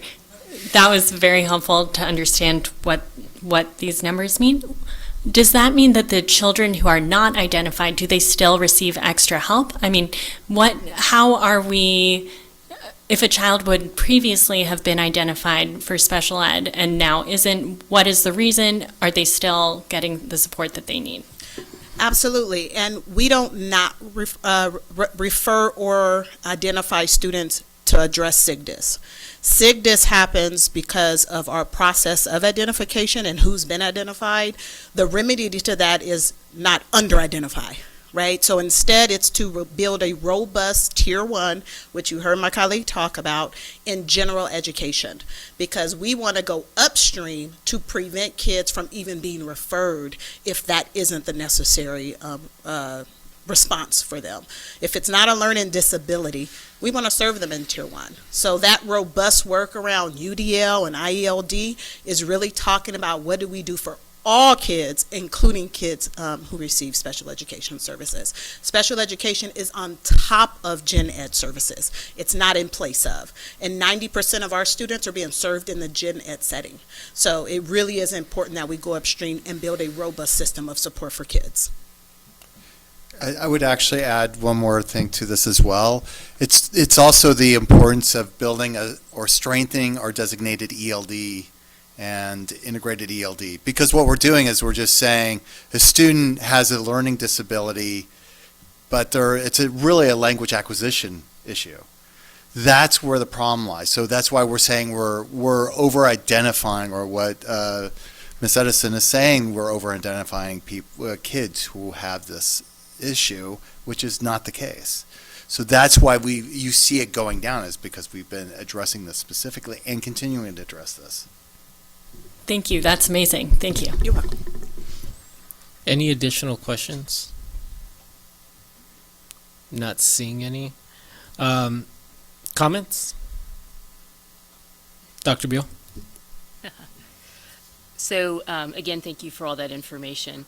When I listen to the talks and think about them and listen to tonight's talk, my question is over the whole thing is, what is the system in place to make sure that the system for continuous improvement is effective? So we're learning about the different parts of it. And so the way I think about it is you set up a system and it does something for you. And then it either has to work or it doesn't work. And to some degree, we can look at CASP scores and see if the numbers are going up, see if our disproportionality is going down. I think I heard in this talk that the instructional council is, I would hope, working to help teachers give the type of direct feedback to change whatever the system is not addressing. So, I hear about walkthroughs, and they're informal and formal walkthroughs. So to some degree, we've taught you this, we want to see it in action. And if you walk into a classroom, you can see if things are happening. So it's kind of observational data. And the CASP scores and other scores give us direct data. I'm wondering in terms of our system, because what I would like to see, and I know you all understand this term, small tests of change, because we're all being trained on it. How is that happening within the system so that we are very agile? When I look at the board calendar, we do things on maybe a half a year, annual basis, and I wouldn't say that's agile enough to have a big impact more quickly on a system. Like, some things just take time, and you need time for that. But I am interested in where are we getting feedback that helps us make change within a year from teachers. Maybe the instructional council is good enough, maybe it's not, I don't know. But actually from the students and the families. In discussions that have been held here at the board, comments made to the board, comments made outside of the board in other meetings, there are groups of parents who feel that their student is not being served by the system. And I don't like all of my information to come from public comment, because I don't know that I'm getting all the information. But how are we getting the information that the students are being served, the majority, all of them, that they're being addressed within the system? With universal design for learning and what is the other term we're using? Universal access. I followed that first as a parent and now as a board member. And I know that it was introduced during, it was talked about during COVID, when we were all sitting there looking at our computers all the time. The fact that we were taking away honors classes, we were putting everybody in a classroom. And there was a lot of discussion that was held about this idea. And honestly, after I understood the concept of the idea, I thought, this is actually a great idea. I do think that students should have tons of opportunities, and their opportunities shouldn't be, the design shouldn't exclude them from opportunities, and they should be in a place that if an opportunity comes up, they can grab it. So in a classroom, if they get really interested in English literature and they're ready to go to that next level, they're in the classroom and can do that. What I'm having trouble from the conversations that are happening is that are we, as we've gone into the system and we're trying to support it, are we actually getting the type of feedback to make sure that it's as successful as it can be? That all groups of students are being served. Like, I had asked a question at some point in the past, I go, are gifted students? I think that there's this misapprehension that gifted students are just super really smart and they're going to do great wherever they are. But actually, a lot of gifted students actually have learning disabilities, and they don't do well. They don't do well later in life because they get frustrated by the system. They're bored. They learn differently, just like a lot of our students learn differently. And how does our system, our UDL system, our universal access system, address gifted students?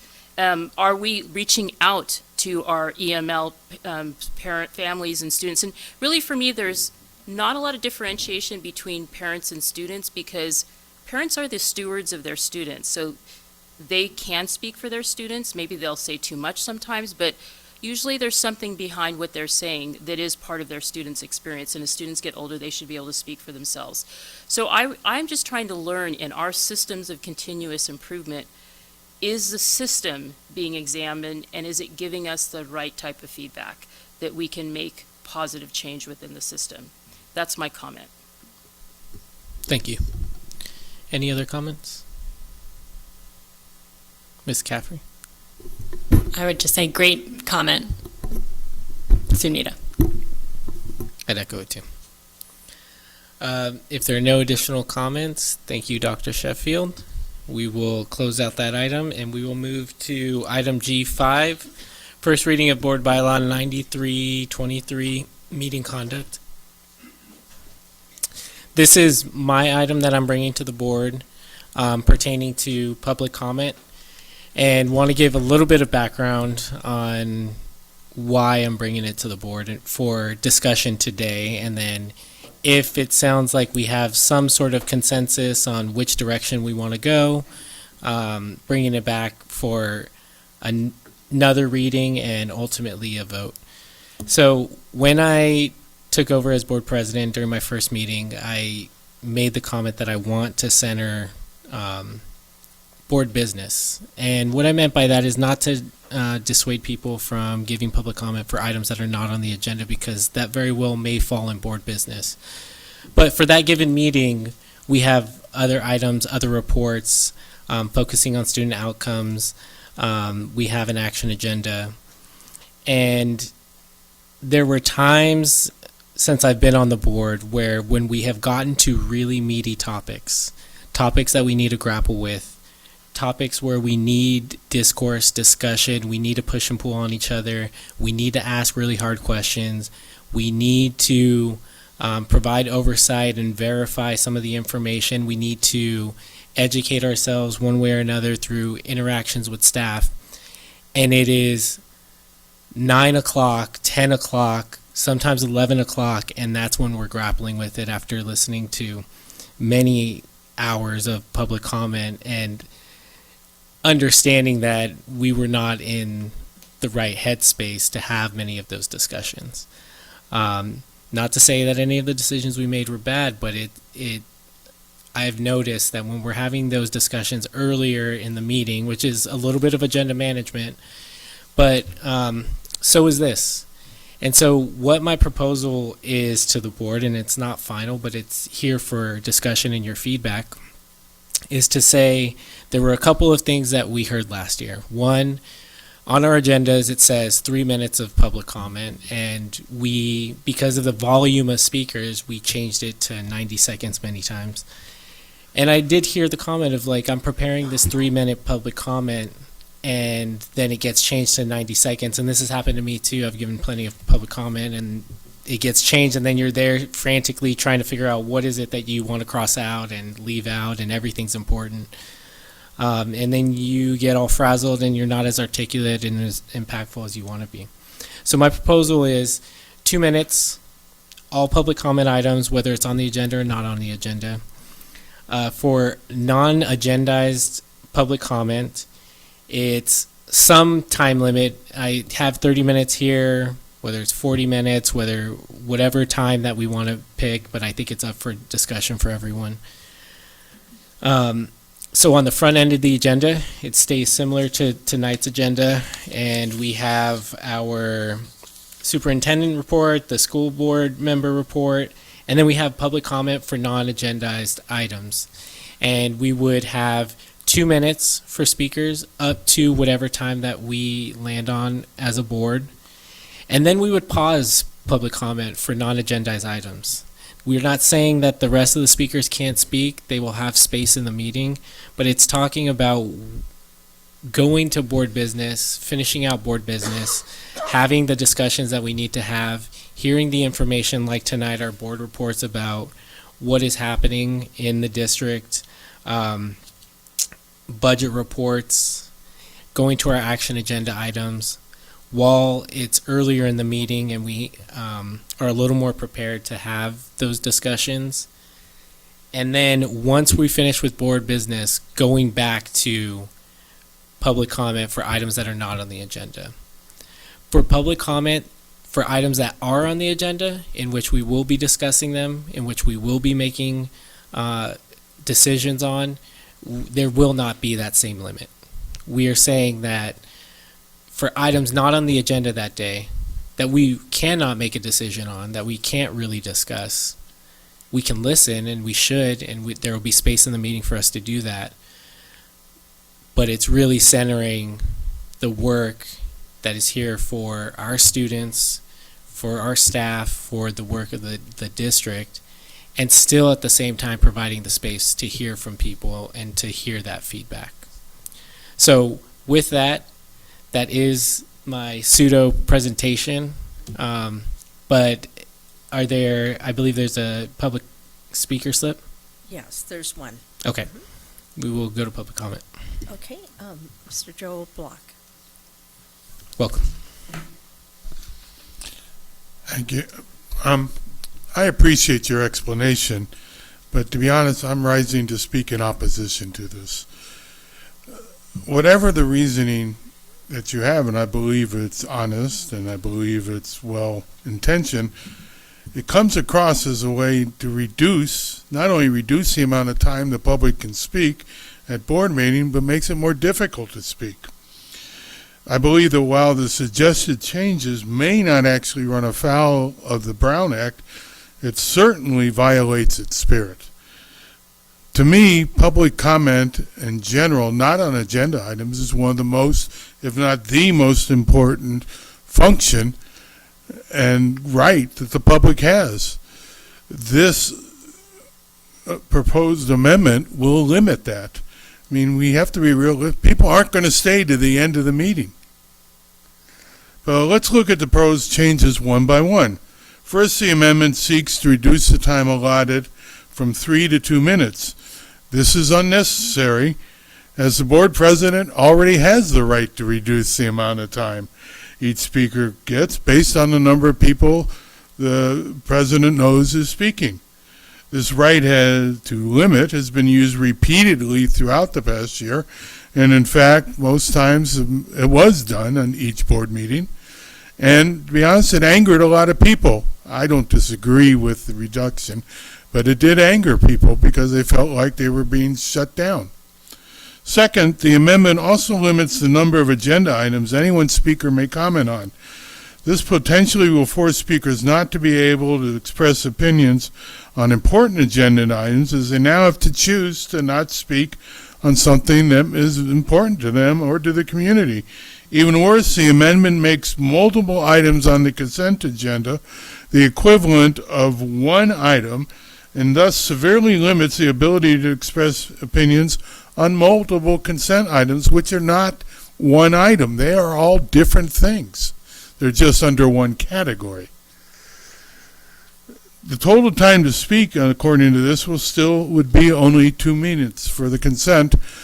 And even if you want to speak on 2 items, you can't do it in 2 minutes. It's just not fair. Third, and perhaps most problematic, is the suggestion to limit public comments in the beginning of the meeting to a total of 30 minutes and return to public comments only after all agenda items have been gone through. This will significantly limit public comment, as the public may have to wait up to 4 hours to speak. In law, we say it's not just what the law is meant to do, it's the effect it has. And this will limit speech, and I urge you not to approve this amendment, as it is unfair. Thank you. Couple clarifications. I know it's all in green, but the parts about, and Mr. Block brings up a couple of really valid points. So the parts about the consent agenda was in the bylaws previously. The part about the number of items that someone can speak on is currently in the bylaws. Those are things that I didn't change. Really, and we can change those moving forward. That can also be a part of this discussion. But the parts that I did change and did add were 3 minutes to 2 minutes, and then the pause in non-agendized public comment after some amount of time that we agree upon, and then returning to it after business. So All of it's on the table, but just for clarity's sake, those are the parts that I changed. Ms. Munoz? Yes, I appreciate, the explanation of it. I'm trying to find, could you explain to me about, like, if someone makes a comment on a non-agenda item, and then can they make a comment on another item? Yes, so my proposal, I'm actually in support of getting rid of the limits about how many items people can speak on, or the consent agenda. They're strange rules that I've never seen before. But my proposal would be whatever predetermined amount of time. Let's say it's right now in this proposal, it's 30 minutes. 2 minutes per speaker. We would count off the first 15 speaker slips, and we would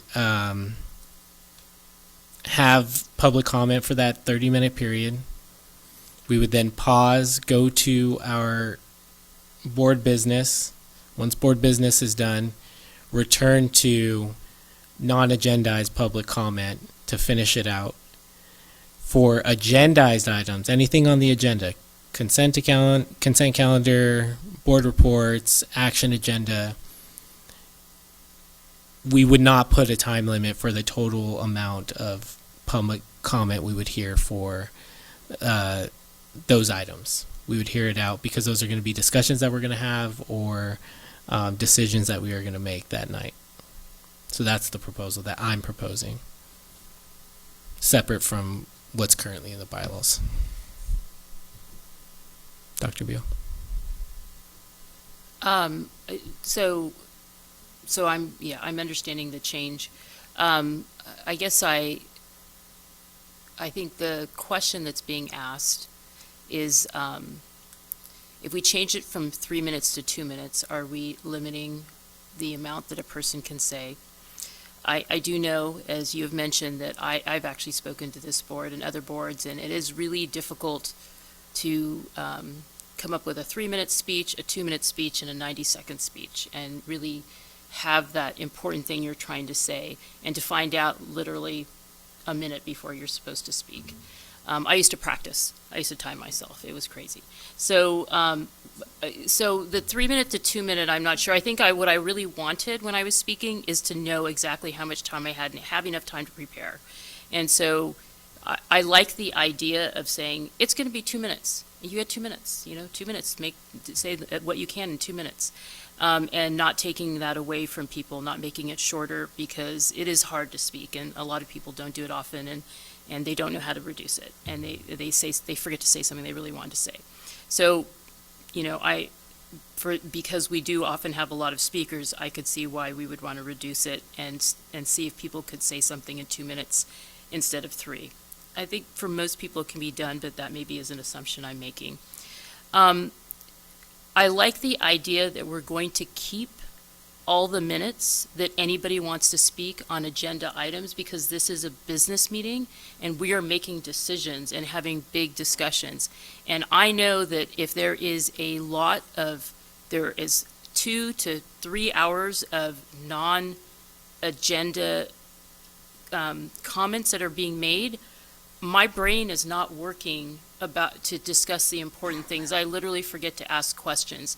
And so I'm always keeping the fact that this is a business meeting, and I would like our agenda to be very business oriented, that we're not doing a lot of stuff that takes up time that we don't have to think a lot about. That's, I think, why we compress the consent agenda, so that a lot of it is like contracts that that are pretty straightforward and all that. People do have the option to comment on that, so they can say something. We can choose to pull it. We have chosen to pull items. So I do think there is that freedom there. I understand that if there is a big thing going on in the district that people want to say, and because it's not on the agenda, they're not going to wait until next month or 6 months from now. They're going to say it. But at the same time, I do think that they will have the opportunity. I mean, we have a limited resource, which is this business meeting. And my limited resource is how much attention I can give to something within a period of time without a break. And so I would support giving a decent amount of time so that people can speak, several people can speak, and then saying for non-agenda items that will need to be continued. I will also emphasize that people can write to board members. Now, that is not as public. And I don't know if and maybe I shouldn't be even bringing this up, I know for city council meetings, you can actually send in your comments and they are published and people can read them. I don't know if people do. I actually do for important city council meetings. I'm interested in, and I can't go to the meetings. They're during the afternoon, so I actually send in my comments. So I feel like we want to give people the opportunity to make comments. It needs to be something functional. We have to be able to listen to them. I will tell you, for a human brain, after 2 hours of comments, you stop listening. We want to listen, so we need to set this up for success, however it happens. Ms. Caffrey. So the one thing I would add is I think we need to improve two-way communication in our district, and that people are coming with important public comments because what are other outlets? How do people give feedback? How are committees effective? I would like to know more about how our communication works in our district. Do people feel heard? Do we take action when people bring up issues? So I think that having very long public comment could be linked with our communication. So I think it's kind of needs to be addressed at the same time. I think that's fair. Any other comment? Did you want to make a comment? You can, yeah. I think we're on comments and discussion. Yeah. I don't know that we, yeah. Okay. I go along with this. Yeah. Can you hear me? Okay. I go along. I'm in agreement with this. I think it's a good idea because it's also in fairness to our presenters. We've had, like teachers here waiting and principals and so forth waiting for their agenda item. And the next day, they also have to be there at 8 in the morning or earlier. And I think that by having non-agenda items and the benefit of also emails that could be a lot more extensive in terms of concerns, I think that we welcome public comment for, non-agenda items. It makes us think about, possible ways to go as a district and so forth. But I agree that sometimes, we'll have 40 speakers and it's a lot of it will sometimes be repetitive, honestly, and it's hard, like, as we're saying, we've made important decisions after 10 or 10:30 at night that I think, we would do a lot better if we had them at 8:30 or 9 at night. And they're very critical. If we have public comment on non-agenda items, we are welcoming that feedback. It's not as if that section is going to be moved towards the end of the meeting. And I think, 2 minutes is plenty. I do think that 90 seconds to make a comment is very quick. So it would give that balance where we would allow, we would have, 30 minutes of public comment on non-agenda items and then public comment and input in terms of our agenda items so that we could keep that in mind as we're voting and making decisions. So I think this is a good idea. Dr. Beal? Yes, so all the comments that are being made, I agree with. But I do want to emphasize what Board Member Caffrey said, is that I think one of the reasons why we have people coming to comment on non-agenda items is, as I said before, they don't know when they can talk about it. They want to express an opinion. They want to say this needs to change. We do see we see varied comments. Sometimes it's all one thing, but often it's different groups. And so I would like to think that if we had a better system for those comments to come to us, that it wouldn't have to be at a board meeting. I don't think even the board meetings are that convenient for many people because it's at dinner time and their kids are there and, they have to be here at, it's 5:30 or 6 and they don't know when they're going to speak. So, really the discussion is about how to let our community express themselves to us in a way that works for all of us, not just this meeting, right? Ms. Caffrey? And I think another question is, how do you get, people come with the same issue, board meeting after board meeting, how do they get their issue on the agenda? I think that might be a question we should talk about too. Yeah, that gets tough. I think more how do we address the issue or how do we provide a space? I don't know. It's always a board meeting. It could be some other sort of venue. We've talked about what some of those could be. If it is a community thing, town hall, I don't know. But I think the focus should be on solving the issue and not necessarily the board meeting won't always be the answer for that. Ms. Munoz? Part of the dilemma that we have is, as Dr. Beal mentioned, city council, like I've certainly been a regular person to attend those in the past in person, now to observe, on when they're recorded and so forth. But we have 2 meetings per month, and then some months we have 1 meeting. So we have a limited amount of time to attend to board business for, 19 schools, basically. So, and in this way, we are having public input on non-agenda items, and the non-agenda items that are brought up many times will lead us to either make comments during the meeting on the non-agenda items that are, brought up on the comments, or to look towards possibly, adding it to the agenda in a direction that the district will take.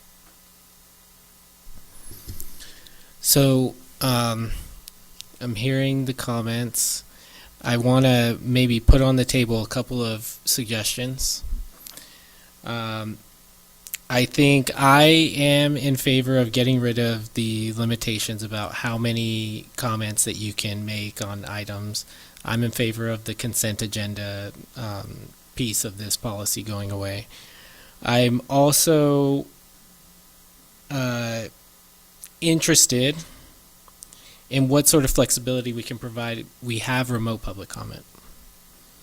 And right now I think that the people have to, and this is going to be a logistics thing, so we can't, I think from the dais right now, we don't have the full picture of what staff go through to try and make remote public comment work. But right now, I think you have to let them know the day before, by a certain time period, to sign up for remote public comment. I think maybe there's an opportunity to add flexibility there so that, let's say someone comes in person to give public comment, they can't be here until the end of the meeting, they can go home and let us know somehow that they're going to be on Zoom to give their public comment. So that's a logistics thing, and I know it's more work for some people, but I think that's one opportunity that we can explore. So I guess I'm asking a few things. I'm asking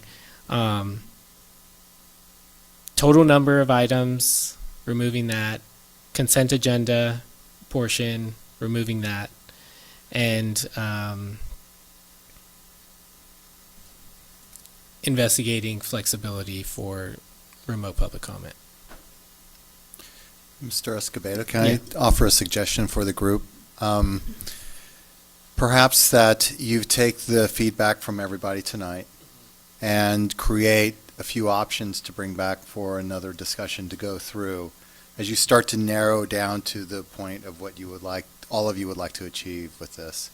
I think so that could be another approach to this. Okay.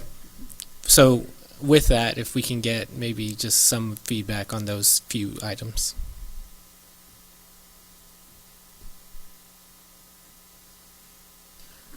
Well, I think I have given some feedback. For the Zoom thing, you do have to put in your request for Zoom at noon, the day of the meeting. So you do have some time. So once again, trying to address for the non-agenda items, if we are going to limit the amount of time so that the meeting does not get pushed later and later, what alternatives might we offer so people can express themselves? Can they, like say they come here and they find out that they're number 21, so they're not going to be able to make their comment at 6:30 or whatever. It's going to be like 9:30. Tonight it would be 9:15, right? Or somewhere at 9:30. Can they submit something by email because they don't want to stay? They have to go home. And can that be an alternative so they can be heard and not have to stay late? Because really, in the end, we're talking about people who want to be heard. I know it's not going to be the public arena, but I would like to think that people come to public comment to speak to board members, and we have the obligation that if they submit something, that we will read it. Thank you. Anyone else want to add anything?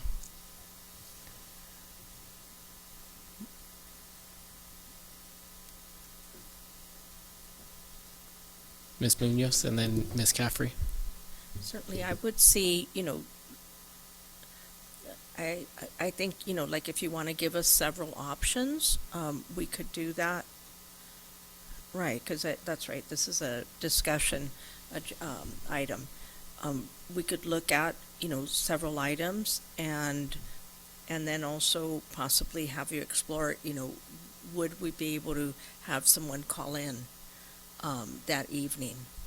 And as we've assured the community, we read all of the emails that come in, regardless of if it's 40 emails, 50 emails, or so forth. As I'm sure you're aware, we read all of them. And so I'd like to see what options there are that we could consider. Okay. Ms. Caffrey. I'm curious if it's worth looking at a few examples from different districts of approaches, because I think it is really important to get to the business of the district, right? Is it more important to have more speakers speak less time or have people speak later? So like Palo Alto, for example, they do it. Speaker time is determined by the number of speakers on an item as follows: 1 to 10 speakers, 2 minutes; 11 to 15 speakers, 1.5 minutes; 16 plus speakers, 1 minute. And then each agenda item is limited to 30 minutes of public comment. So I'm wondering, is it better to have a diversity of opinions and many people speaking less time, or to have it first come, first, is it first come, first serve? You know what I mean? That's why I'm wondering, is it worth evaluating a few options? Absolutely. It sounds like they limit the total time to 30 minutes for each of those topics. And so... Plus also, depending how many people are speaking. Right, so a maximum of 30 people. Right. Yeah. But would 30 people feel like it's more fair that 30 people get to speak up, or to have only 15 people speak? You see what I mean? And give 2 minutes comment. I think that's a little bit of a misunderstanding, because it would be 2 minutes, 15 people on the front end, district business, and then we would return to public comment for anyone else who wanted to speak on non-agendized items. So it could theoretically be more than 30 people. Yeah, Dr. so Beal? I think that system actually does cut it off at 30 people max, because you're down to 1 minute, 30 people. Yeah. There's not a continuation at the end of the meeting. Mhm. So that's interesting, right? Yeah. We've had some long meetings since I've been on the board. So I don't know that I am looking for that system unless this becomes a recurring theme. So I don't know that I would want to do that right now. Ms. Munoz? I also, we've had quite a few complaints just in terms of including the community input about the 90 seconds. So I think that, 2 minutes is a reasonable amount. I think we need to talk about Santa Barbara Unified, not to minimize like Palo Alto and so forth, but some school districts are also able to start their board meetings earlier, which we've talked about in the past, and because of our schedules, as board members, that isn't always possible. So I think that the 2-minute ability to speak for 2 minutes, express what your, concerns are, and then also limit, the overall amount that we have public comment in the first section, basically, of our meeting, and then allowing that further towards, once we've taken care of board business, would still be including, I feel like, the community. Ms. Caffrey? I would say I'm convinced by their arguments. Thank you. Okay, so I think we have enough information to maybe come up with some options for the next discussion. My last question would be, is there a desired amount of time, or maybe that's even homework between now and the next discussion, is think about what the allotment of time would be before we take a break, go to board business, and return to public comment. Ms. Munoz? I'm sorry, say that again. So- And then have public comment and agenda items? So Or- right now it's outlined as 30 minutes of non-agendized public comment. And then we pause, we go to board business, and then we return at the end. But do we want it to be 30 minutes? Do we want it to be 40 minutes? Do we want it to be some other amount of time? I think you can either state it now, or between now and the next discussion, think about it and come to provide that sort of feedback. Ms. Caffrey? 30 minutes sounds reasonable to me in terms of brain power to be fresh for the rest of the meeting.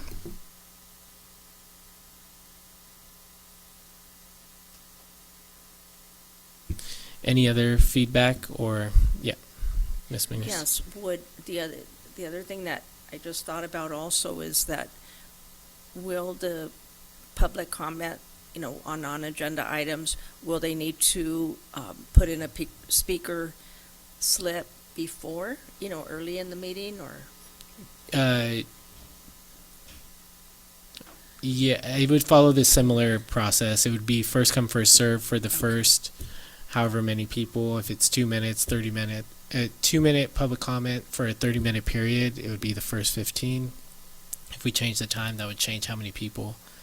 But it would follow the same exact procedure. So they would, in other words, have speaker slips into to Sandra and so forth, and Citlali in the beginning.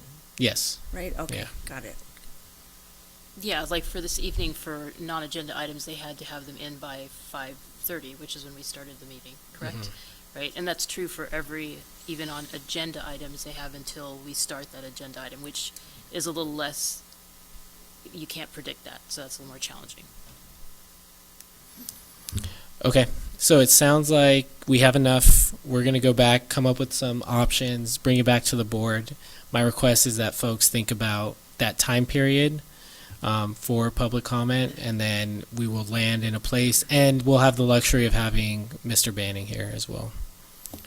So with that, we'll close out this item, and we will move on to our action agenda, and that is H1, adoption of resolution number 2024-2520 in honor of Black History Month.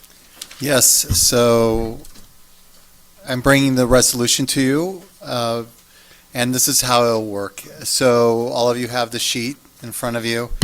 What we will do is one at a time. When you see your name, you'll read that part of it, and we'll go all the way through the resolution.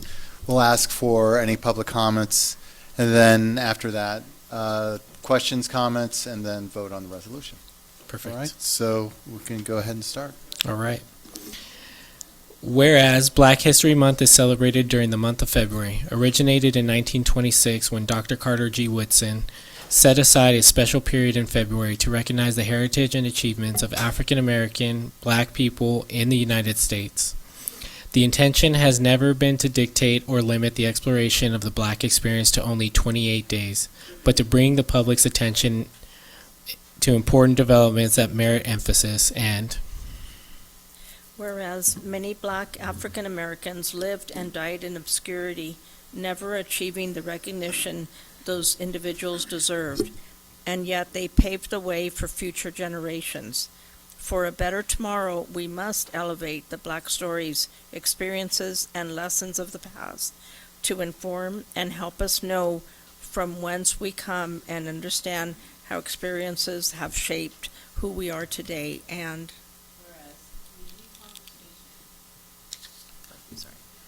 whereas community conversations, celebrations, and multicultural inclusive curricula that accurately represent the experiences and contributions of Black African Americans are vibrant and engaging avenues that deepen our understanding of challenges while illuminating the triumphs that inspire us to think beyond the ordinary and pursue the extraordinary. And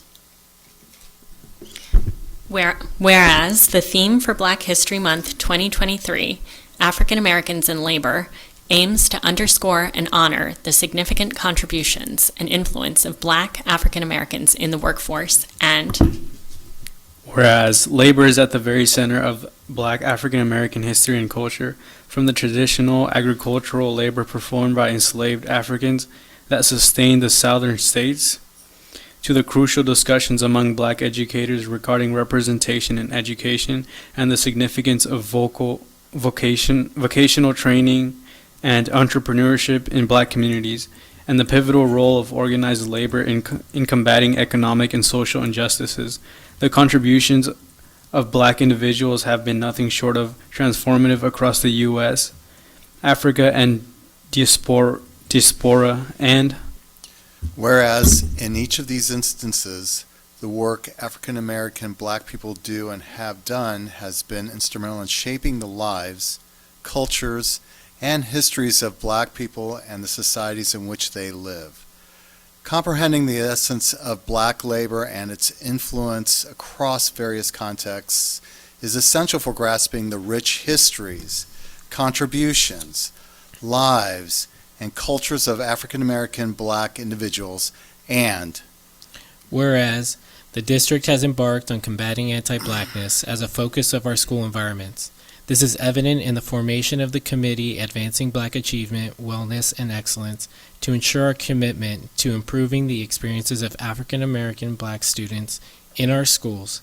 The district has partnered with community partners to expand opportunities for African American and Black students and families, including but not limited to Black Graduation and Awards, SBCC, Black Family Cookout, Family Engagement Classes, and Black Student Union Support and Alliance, Healing Justice Santa Barbara, tutoring support with Gateway, and racial trauma counseling and positive affirming healing spaces with UCSB Healing Spaces. now therefore be it resolved that the Santa Barbara Unified School District Board of Education does hereby adopt this resolution to encourage Black History Month as an opportunity to bridge the past to a bright and better future. We must not only prepare each of our students for a world that is yet to be created, we must strive to equip each student to face the world and to change it for the betterment of all.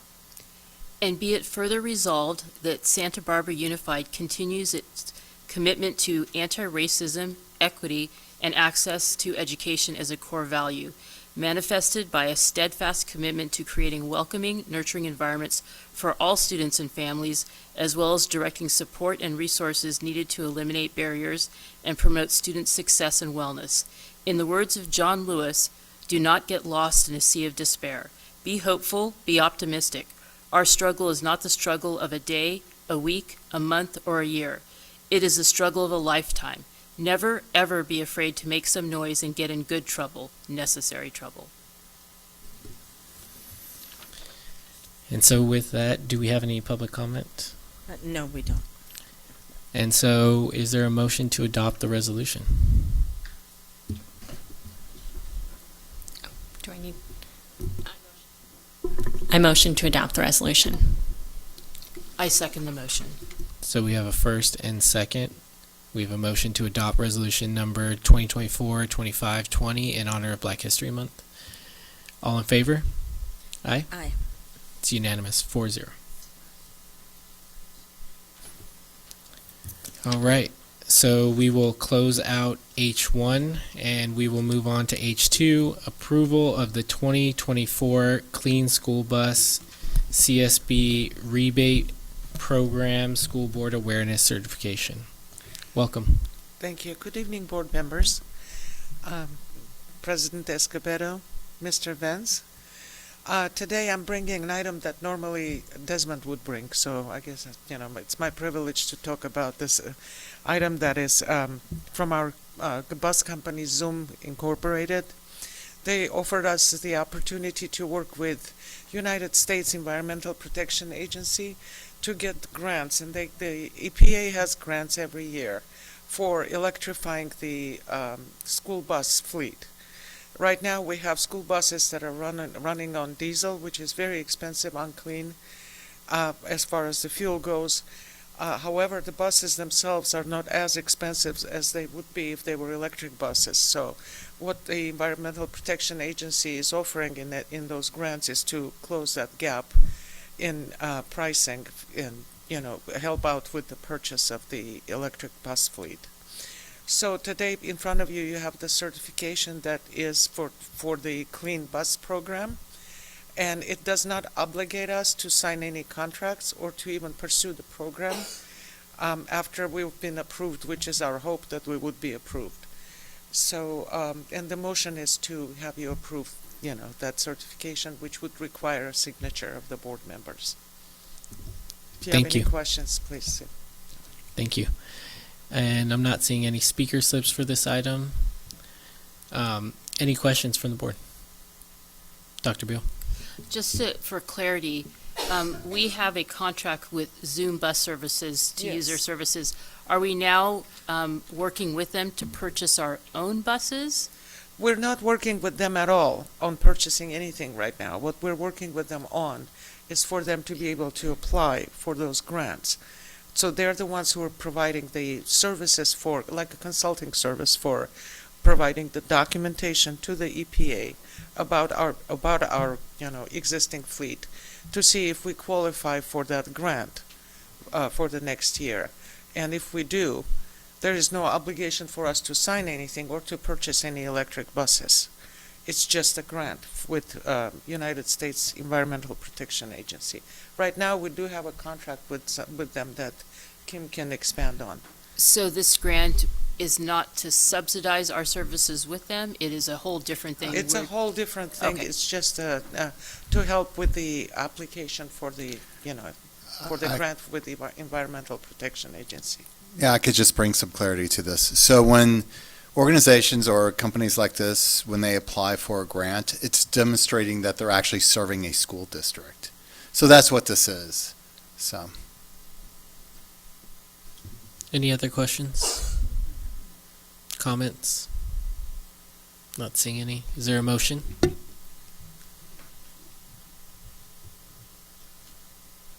Ms. Munoz? Yes, I move for the approval of the 2024 Clean School Bus Rebate Program. The School Board Awareness Certification? Yeah, sorry, yes. And is there a second? I second the motion. We have a first and a second. All in favor? Aye. It's unanimous. Thank you. And with that coming events, we have Black History Month. Mr. Vance, if there are Black History Month, I meant to say this, events, if you could share that with the board in a future note. We will do that. Thank you. All right, and so that concludes today's meeting at 9:31. Have a good night, everyone.